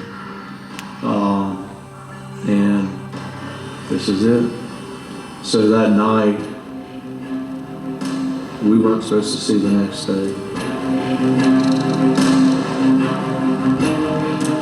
When you were sitting there in your hut and you're hearing the bombs drop, so you hear the you're riding the bullets, and you can see shells coming down. That's when it all hits real. Most of the times when you jump into a C-130, you gotta run off the ramp or you run on the ramp because you see tracer rounds coming towards you. I was 18 years old when I went to Vietnam. I was an engineer, and we built roads, and where we built roads in Vietnam, they tried to blow them up. They were attacked one night, a captain was killed, several others. Combat affects folks in a lot of different ways. We don't realize a lot of those things affect us until later on. Don't know why that is. Everyone's different. My dark days came much later after that, and it was after losing a lot of friends and Marines to suicide, which caused me to go into my black box, if you will. I kept everything hidden in the back of my mind in what I call a little black box. And after the surgery, at first I became manic, and then I went into a deep depression, and then everything that was in that box came out. In 2009, we came across a tragedy in our community where we had lost a Marine. He had taken his life. And this was a Marine who had done by the book everything that you should be doing, going to the VA, talking to counselors, and he had even asked me for help. He knew that I had been injured overseas and had come back, and it looked like I was doing well. After that, I had lost 5 more friends to suicide. Each one of those had asked me for help. Each one of those, I saw the signs of trouble, and I did nothing to help them. And so, as a community, we decided, as providers, as fellow veterans, as family members who have lost loved ones or were going through that we needed to do something. We needed to bridge the gap of why aren't veterans seeking help? Why aren't providers able to help veterans? And what was the gap between the VA being able to provide services to the veterans? And so we created an organization that could bridge that gap, that could take a veteran from right as they're coming off of the battlefield, or even if they're active duty, and connect them with outside resources that are there ready to help them. And then train those providers as to how to deal with us. So I think that with the peer-to-peer counseling, the way the military does it, I think it's phenomenal, and I think it works with veterans because you can always walk up to a veteran and guess what? You had a kindred spirit because y'all do the same thing. And then you can start talking to them, and then they'll share, and something that they say will stick with you, will resonate with your soul, and that would help you say, man, I thought I was the only one who was feeling that way or going through that. If you had cancer, would you not want to go out and find a cure? Would you not spend your life trying to figure out how to cure that thing? And I think that's what hit me. You know, I couldn't run from it anymore, so now I had to deal with it head on. It was a collection of all these individuals, and the stories was just unbelievable.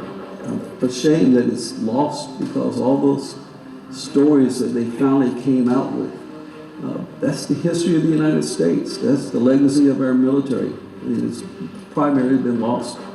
And these were brave soldiers and Marines and sailors and airmen. And it's just an honor to be associated with them and to be able to sit there and listen to them. I have to do this. This is my way of giving back. This is my way of coping. This is my way of continuing to serve and what gives me purpose.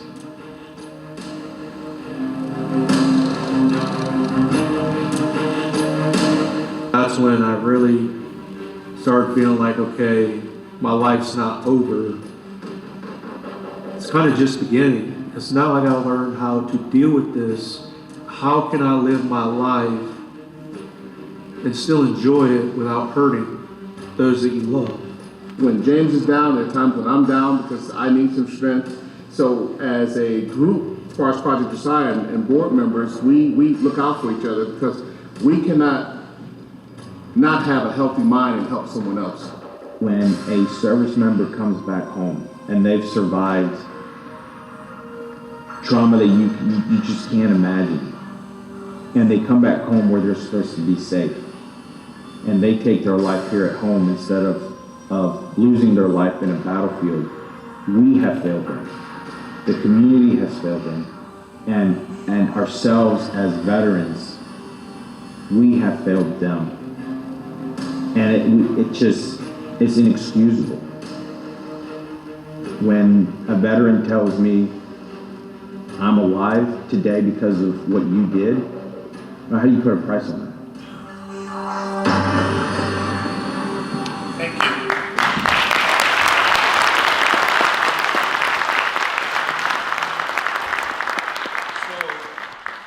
As we prepare to complete that documentary, why play just the tip with harmful chemicals? Sorry about that. As we try to complete that documentary, we're running into roadblocks, and we're almost done. But you know, we just some service members. We don't know nothing about production or camera costs or film or anything like that. Yeah, it's quite expensive. So, you know, we're waiting on a rich uncle to show up.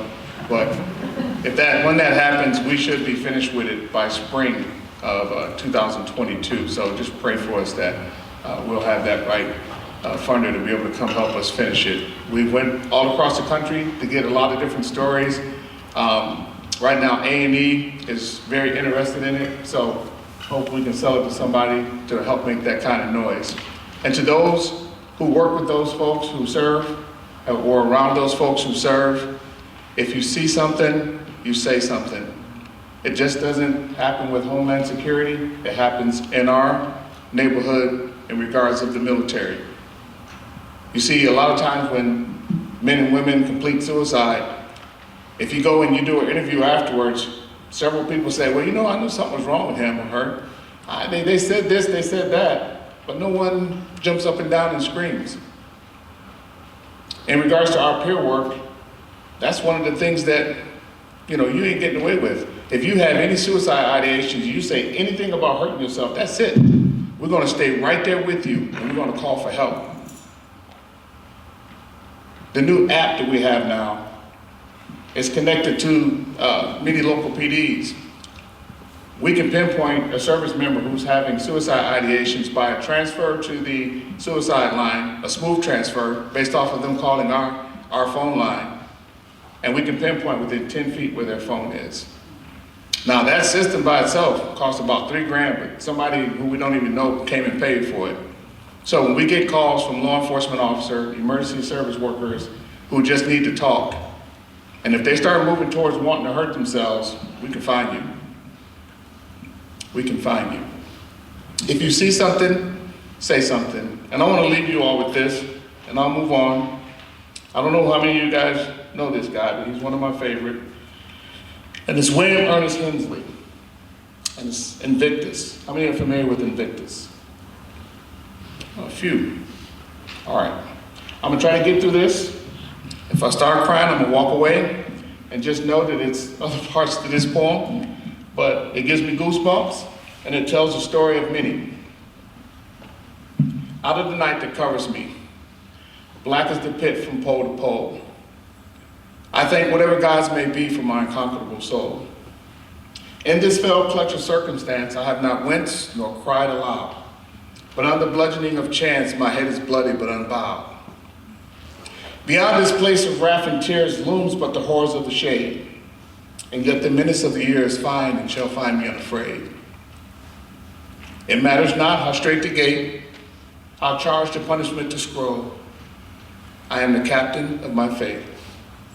I am the commander of my soul. Thank you.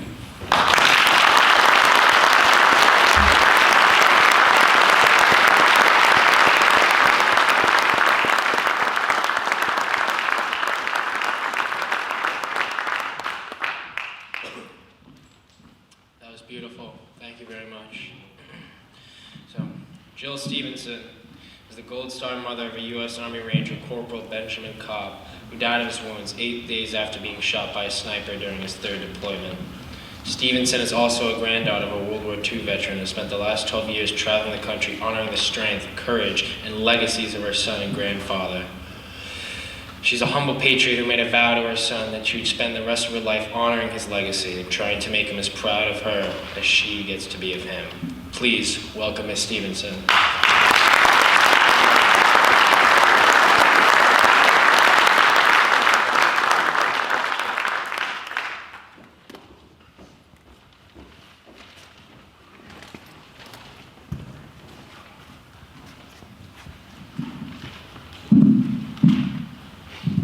Thank you, everybody, for being here. Most of all, thank you, Rob, for inviting me here. Rob and I met, I think it's maybe been about 6 years ago now. We connected on social media, and he helped me advocate to get a bridge in Minnesota for my son, Corporal Benjamin Cobb. My son was an Army Ranger who was killed on his 3rd deployment as a Ranger. He survived his injuries long enough to make it back to Walter Reed Army Medical Center, where he was declared brain dead the day after he arrived to Walter Reed. The brain death enabled him to become an organ donor, which means that he's still living today. His heart is still beating in a woman that lives in suburban Chicago. He saved lives on the battlefield, and he saved lives upon his death. And that is why I say that I will spend the rest of my life trying to make him as proud of me as I get to be of him. I don't have a hidden wounds story to tell about my son. I know he had them, but he didn't die by suicide. He was technically killed in action. I know that a big part of the reason I'm here is to talk about my story a little bit, but also to talk about bridges. Ben's Bridge was the first bridge in the state of Minnesota, and I believe now there are 5 in total. Does that sound right, Rob? 5 in total. The most recent one was just dedicated last month. It was for a World War II veteran named Private Joseph Marthaler. He was killed in the Battle of Iwo Jima. His niece was the one who helped get the bridge named in honor of her uncle. And as the fates would have it, the signs did not go up prior to us having the dedication. They went up when the city was ready for them to go up because they had some construction. But she posted a picture of it just a couple days ago, actually it was maybe a week ago, that the day the signs went in just so happened to be Private Marthaler's 97th birthday. You can't make this stuff up. We've all heard that, we've all experienced those kind of things that you can't make up. These bridges are not just a bridge between heaven and earth. They're more than that. The spirits of the men and women that they honor surround those bridges. An incident like that, having a bridge sign go in on what would have been that soldier who was killed so many years ago, his 97th birthday, there's something greater than all of us folks here. That's a part of what these bridges represent. That's just one story. The bridge that was dedicated most recent to that one, shortly before, was the second bridge in the country dedicated for PTSD. And that was in northern Minnesota for an Iraq veteran named Noah Pierce, who died by suicide way back in 2005. I helped his mother Cheryl get the bridge done for Noah and became a close friend of hers because we spoke quite often. I asked Cheryl how it felt to her knowing that the signs were finally going to go in, that Noah was going to get his bridge. She said, "I feel like I can finally stop crying. I feel like I finally will reach a place of peace, that I finally got there. Noah's bridge represents for her the bridge between her grief and coming to a place of peace, reaching that place of peace 17 years later. The wounds don't end. The wounds don't end. I know I'm standing here 12 years from the time of my son's death. And if I get triggered by something, who knows what, I can cry a river right now, even though it's been 12 years. I lost a brother when I was 15 years old. He was 11. He was struck by a car and killed. It's been over 40 years. The permanence of these bridges is something that we need to celebrate. This is what they represent. They represent the bridging the gap between generations. So that the younger generation, like these fine folks we have standing over here, can be connected to the World War II veterans and be able to tell their stories. I know very little about suicide. It hasn't touched my life personally, but I know a lot of people whose lives it has touched. I know a lot of veterans who know a lot of veterans who died by suicide, who had no idea. They were the strong one. They were the one who was never going to fold. Not that guy. No way. How many times have we heard that? Just last Sunday, a friend of mine took his life.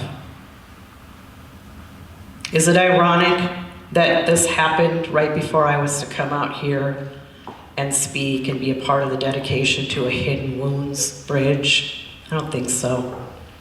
As I mentioned earlier, there's powers greater than us folks that make things happen. This is my friend Wesley Kubat. I laminated him and brought him with me. I said, "You're coming with me, bud." I did not know Wes super well, but I knew him well enough to know that I loved him and that he loved me, and he was my friend. He's a combat veteran. He had very kind eyes. He was very gentle. He always had a warm hug for me. He had demons that he didn't share with people. He had demons that he did share with people. He was going through a separation with his wife. Perhaps that's what pushed him over the edge. Wesley had a strong network of support around him. His brothers came running for him and they rallied around him and they said, "Dude, we got you. We're here." And I watched him do it. And it didn't stop him. It didn't stop him. His funeral is happening right now as we speak in Minnesota. I'm going to keep saying his name.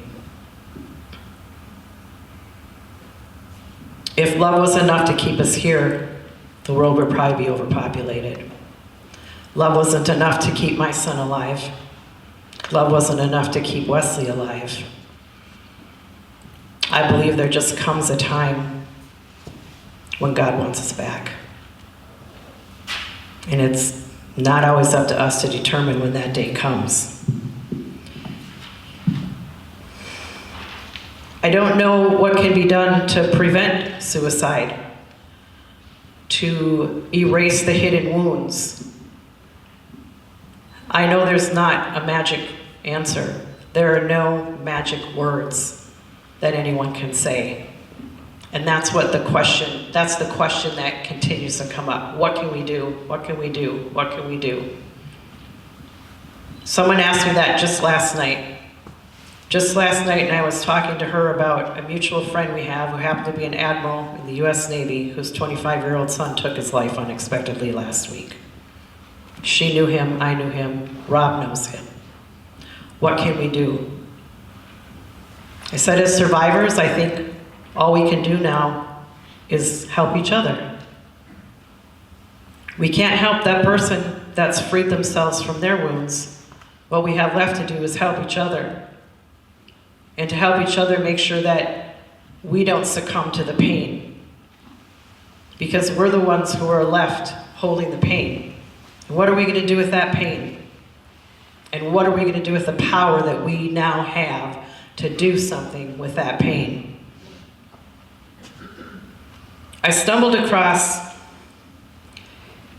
a posting on Facebook today. It was a group that I had not seen before called "It's Okay to Not Be Okay." I think that's a stigma that hangs over all of us, that for some reason people think it's not okay to not be okay. And that's not true, because a lot of us are not okay. We've all fought our own battles. And I think it's important to remember that it is okay to not be okay. So there's just a series of pictures that have words to them, and you don't need to see the pictures. I'll just read the words and it'll make sense. There once was a farmer who had 2 buckets. He used those buckets to bring water home every day. One of the buckets had a crack in it and it leaked continuously. The other was perfect. It never spilled a drop. As time passed, the cracked bucket became sad about the leaked water, and he decided to speak with the farmer. Upon learning that he was sad, the farmer asked the bucket to join him on a walk. They walked down the same path they always had, but this time the farmer pointed out all the wonderful life that had sprung up around them. And he was pointing out flowers and grass that had grown where the water had been leaking from the bucket. He explained to the leaky bucket, that he was responsible for all that beauty. That if he hadn't leaked water every day, those plants would have never grown. The bucket realized that despite his flaws, he still helped those around him grow, even when he wasn't aware of it. When we don't spill our buckets, when we don't share what we're holding in our bucket, we don't grow. When you hold it in, you withhold growth opportunities, not just from yourself, but from the people around you who will not have an opportunity to help you grow. We need to all be leaky buckets and share what's inside of us so we can promote that post-traumatic growth.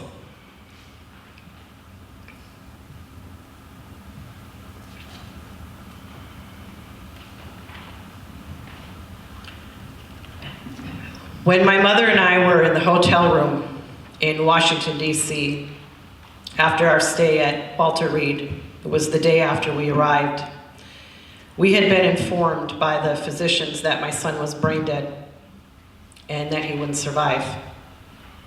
We were lying in our beds next to each other in the dark, just talking, and when it all of a sudden dawned on me that I was not going to physically have my son in my life anymore. And I kind of panicked, and it was, you might call it an epiphany. And I thought, what am I going to do with all the love I have for him? What am I going to do with all this love? When someone you love dies, that the love you have for them doesn't. It's still with you. And so I asked my mom, what am I going to do with all the love, Mom? And she said, what love, Jill? And I said, the love I have for Ben. He's not going to be here anymore for me to give it to. What am I going to do with it? I asked my mom because she had lost a son. If you recall, I lost my brother when I was 15 and he was 11, and that was her only son. Ben was my only child. It had been 27 years, but I knew she still knew. Because once you know about grief, it doesn't ever go away. Well, my mother paused, and while I laid there waiting for her to give me some very profound, long answer, she told me 4 words. You'll figure it out. You'll figure it out. You know what? We all figure it out. We all figure out what it is that we do with our hidden wounds and with our grief. And going back to what was read in my bio, I then knew I had to make a promise to my son on his deathbed that I would never align myself with any person or organization that would disrespect his memory or his legacy. And that I would also spend the rest of my life trying to make him as proud of me as I get to be of him. And so, veterans, Gold Star families, military, you are who I get to give to. And I do it in honor of my son. One of his favorite quotes was stated by a man named Stevenson. And he said, "Life is not lost by dying. Life is lost day by dragging day in all the thousand small, uncaring ways." Life doesn't have to be lost that way, but it is. It is. And for some reason, that quote resonated with my 21-year-old son. I'm not sure the age he was when he wrote that down. But what it is a reminder that we need to use bridges to fill in the gaps where they are between us as humans. We need to recognize that we all have wounds. We need to use bridges to educate and to advocate for those who are no longer here to speak for themselves, for the Michaels, for the Wesleys, for all the other men and women out there. That's what the bridges are for. That's what they represent to me. I'm so grateful to be a part of this event, to know that there are school teachers like Mr. Dixon that has made it his mission to help educate and advocate for students like this. In the times that we're going through now, we all have our doubts about what our future looks like. I have renewed hope in seeing these young people and their dedication and commitment to making the public aware, to educate and advocate for those who no longer have a voice. Thank you all for being here today. God bless every one of you, and God bless the United States of America. Thank you.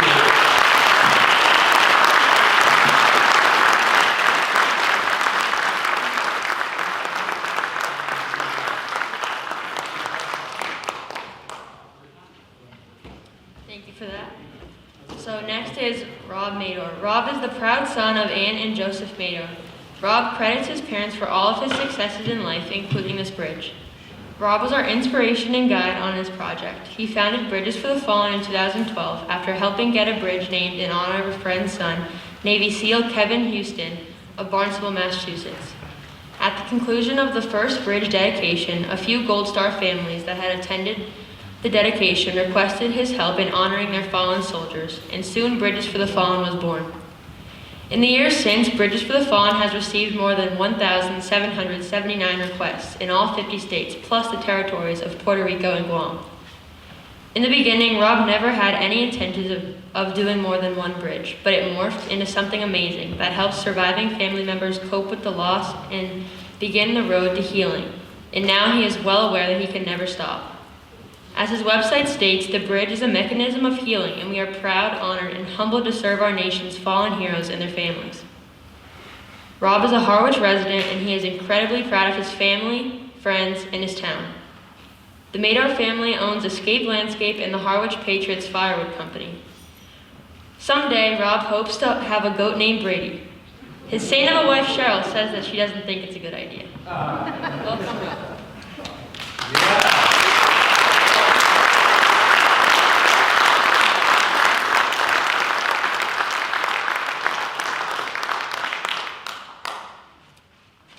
Thank you all.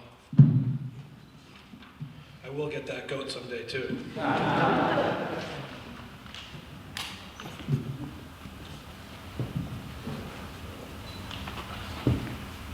So what's my connection to Hidden Wounds besides the 800 requests that we've got for PTSD bridges? Back when we had a food truck with the disabled veteran workforce, I had a lady work for me named Rebecca at Joint Base Cape Cod, and she was a great part of our team. Although we had very different backgrounds, we really understood each other. We really understood and loved each other's company. She was hilarious. She would make me cry laughing. She was dirty too, which I liked. I knew she had demons. She would tell me all about it. She would also tell me her job was what kept her alive. Even when she wasn't working, she would come and just hang out. Unfortunately, we had to close down, and not too long after that, she died of hidden wounds. I would say that a piece of me died when she died. And probably just like everybody else who's lost someone that they loved from hidden wounds, I've wondered a million times if there was something else that I could have done. Maybe, right? Who knows? Just something else to think about. In 2019, as an organization, Bridges for the Fallen decided that we needed to take the PTSD suicide issue head on because we had so many requests that came from PTSD and TBI families that were not getting the respect that we thought that they deserved. Most of them could never get bridges for their fallen heroes because their states wouldn't even allow it.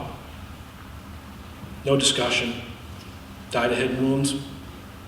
Probably never even got a call back. Never got any respect. That infuriated me. These were people who were heroes. These were people that had bright futures.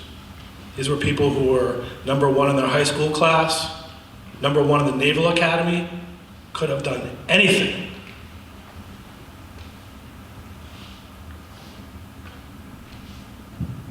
We decided we also needed to broaden our mission to include education.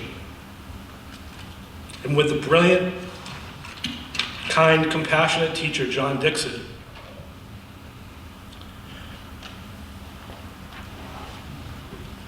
we were able to teach some students a lesson that none of them will ever forget. A lesson in compassion, honor, and respect.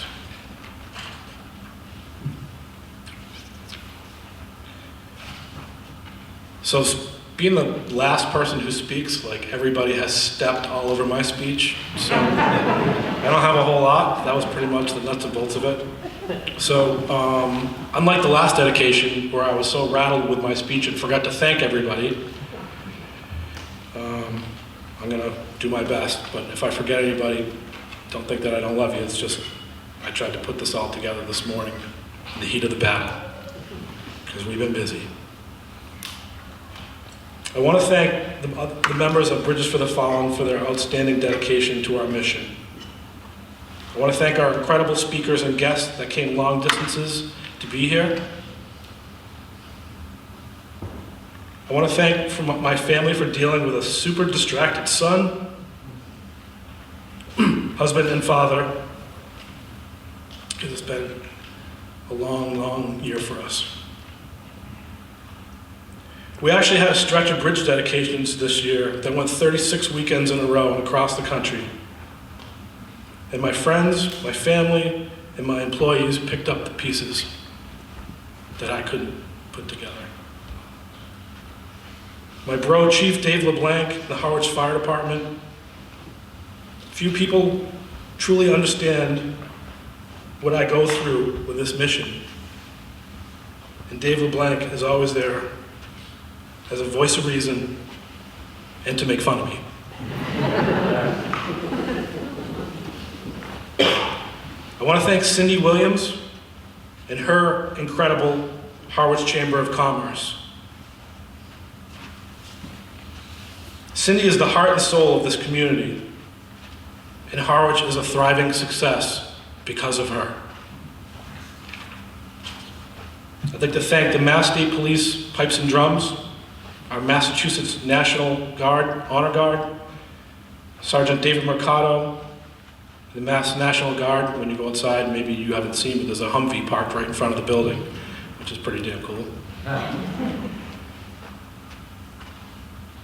want to thank Jill Stevenson, who's my friend,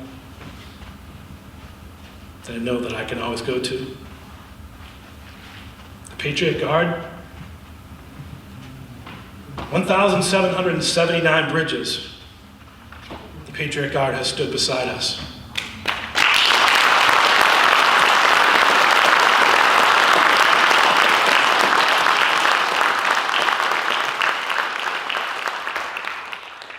I want to thank my friends at Rolling Thunder, American Legion Riders, Big Nick's Riders, Big Nick's Ride. What a lot of people don't know is that State Representative Exaros and I started this mission together because he was willing to take the time to teach me how he did Nick's Bridge, because I had no idea, but I knew I wanted to try to do something. So that man guided me, and there wouldn't be any of this if it wasn't for him. And the hundreds of thousands of people that have attended our events everywhere and went on and told people and went on and dedicated bridges. That's all because of that man and his kindness. And during his grief, took time to help and be the light for somebody else, which led me to a little poem, and that is, when you're in your darkest hour, if you can be the light for somebody else, you can use that same light to walk yourself out of darkness.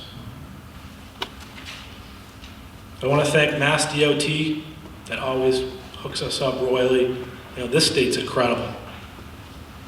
I do complain about the state quite a bit, but that's a different story. I will say that I do this everywhere, and Massachusetts is by far the best to do bridges.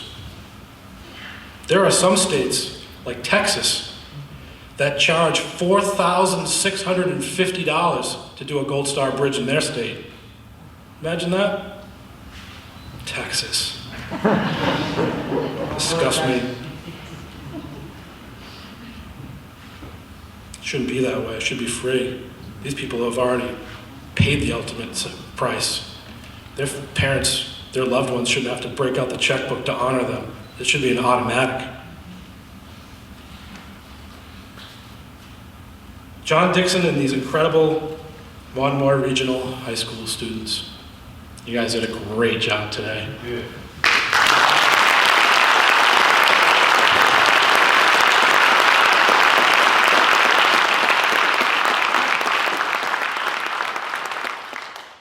Time is precious. You gave us a lot of your time, and for that I'm incredibly grateful. And we're going to finish this doing something really cool today that we've never done before. And I'd like to welcome up two friends that spend basically all their time helping other people, taking care of veterans, taking care of their families, selfless mission, Rolling Thunder. You know, I don't know if everybody knows about Rolling Thunder here, but, you know, killed in action, prisoner of war, missing in action. You know, if your loved one falls into one of those groups, then these people are your heroes. And the two people that I'm going to call up here real quick to do a little presentation to someone who doesn't know that they're about to be given something, you know, these are two people I think very, very highly of. So Michelle Hamilton, President of Chapter 2, Rolling Thunder, Massachusetts, and Brian LeBlanc, President of Chapter 1, Massachusetts. Please come on up.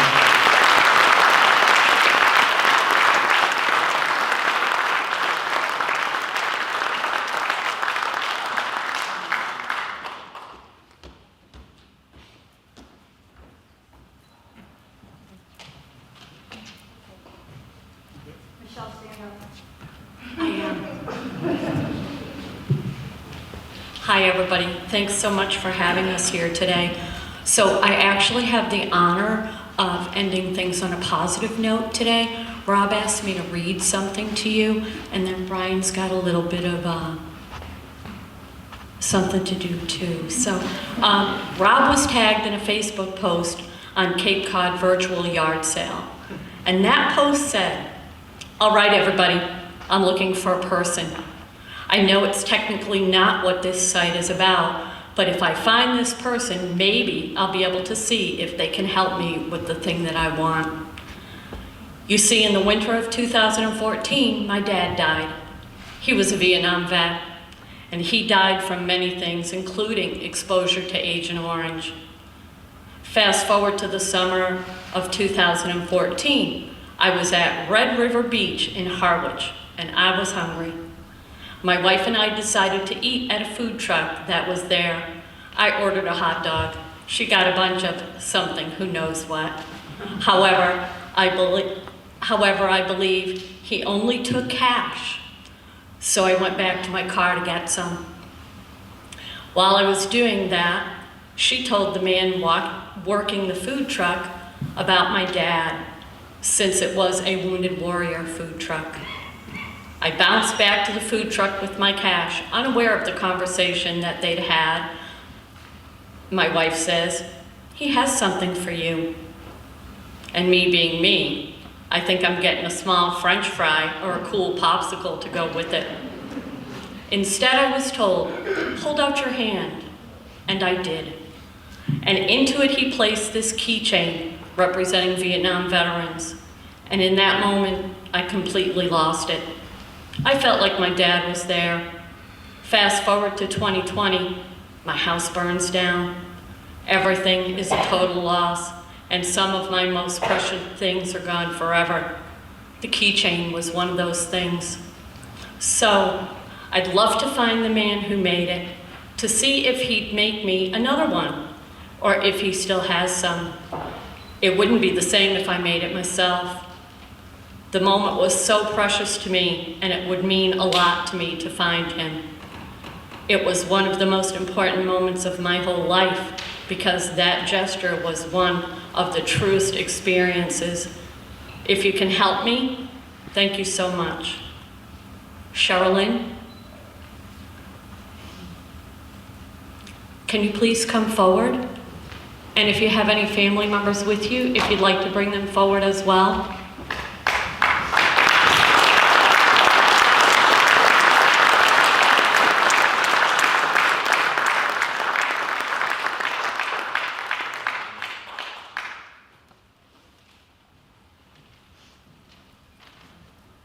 Right in front of me, you have some of the board of directors and the president from Rolling Thunder, Massachusetts, Chapter 1.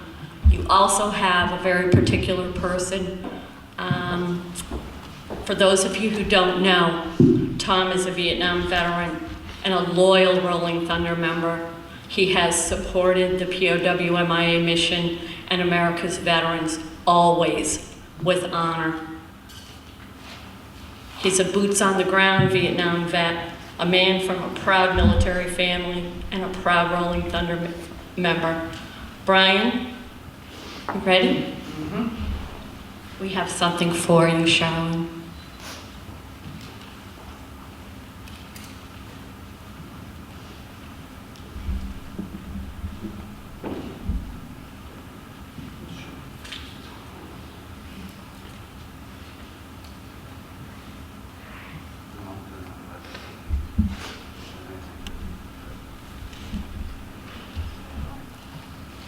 So Tom is the one who made the original work.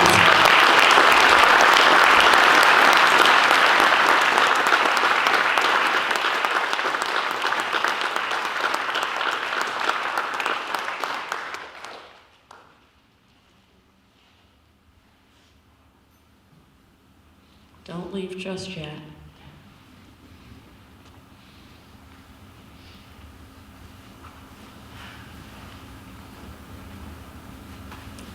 They'd also like to present you with this folded flag.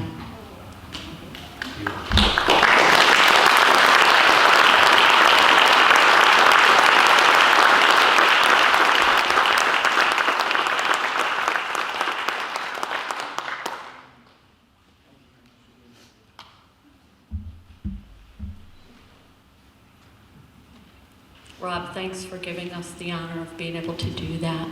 Thank you.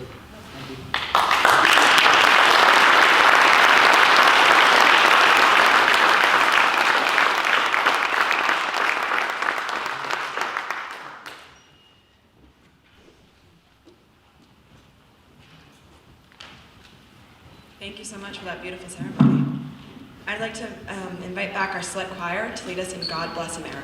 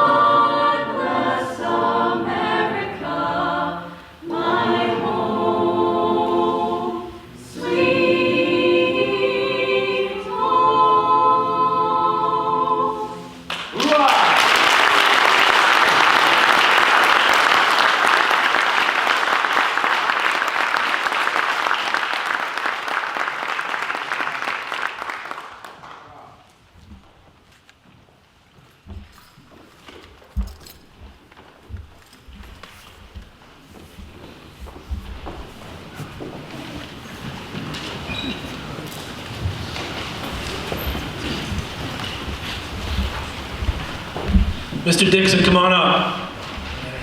It's your time to shine.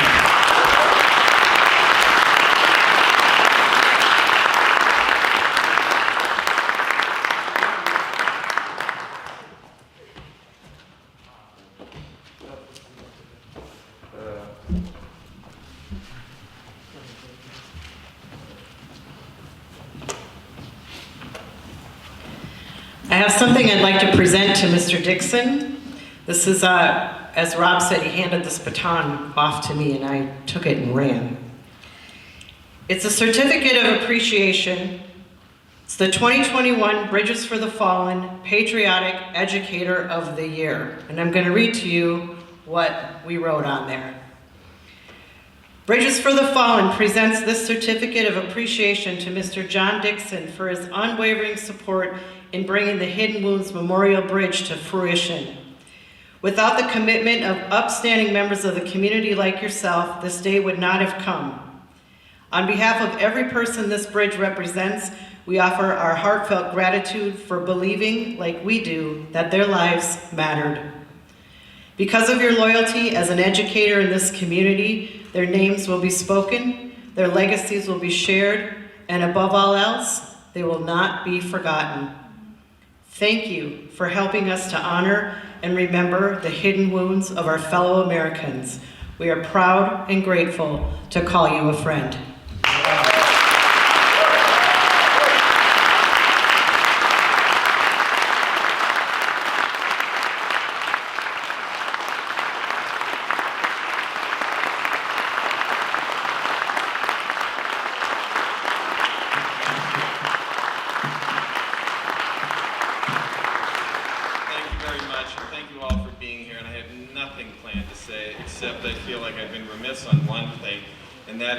To thank by name the 4 students who have been doing this work to help get ready for this and to honor all of you today. So Camden Jolie Watt, AJ Gates, Jake Vaginas, and Susanna Brown. Thank you.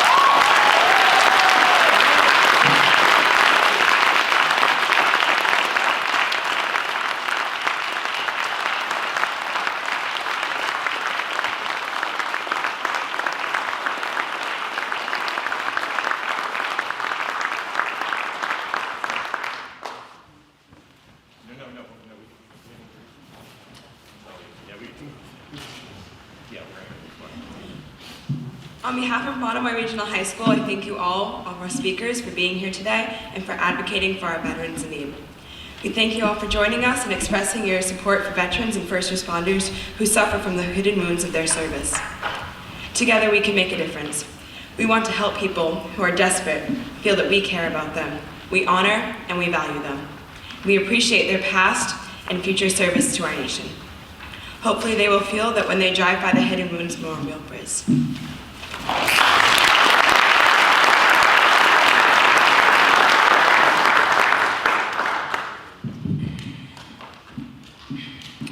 We will end our ceremony today with the playing of taps to honor all of our fallen soldiers and sailors. Mark Paratus is a Marine veteran who served at the Marine Band in San Diego.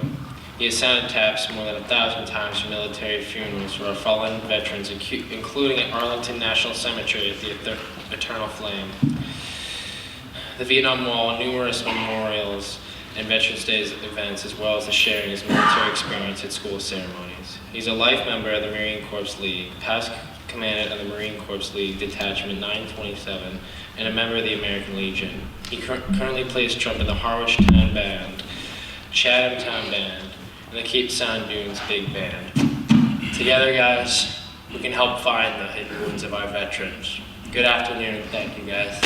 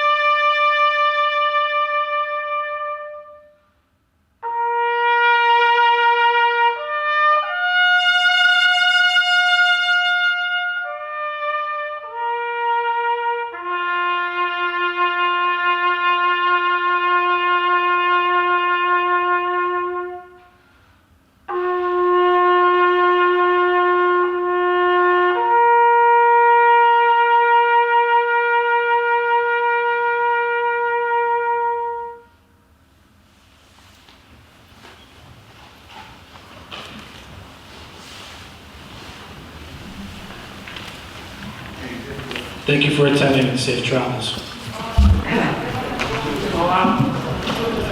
We're going to now unveil the sign. Before you go.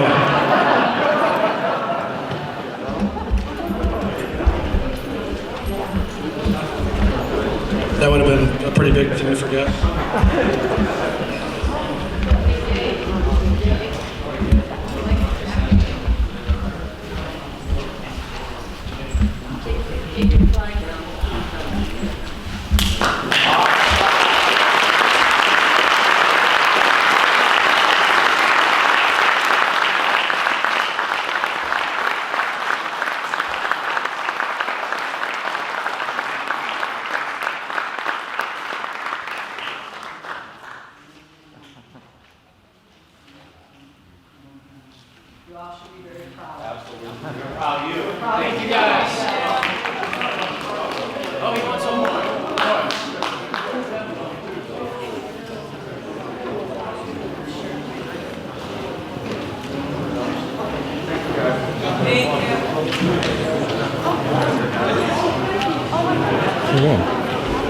Well, this concludes our recording.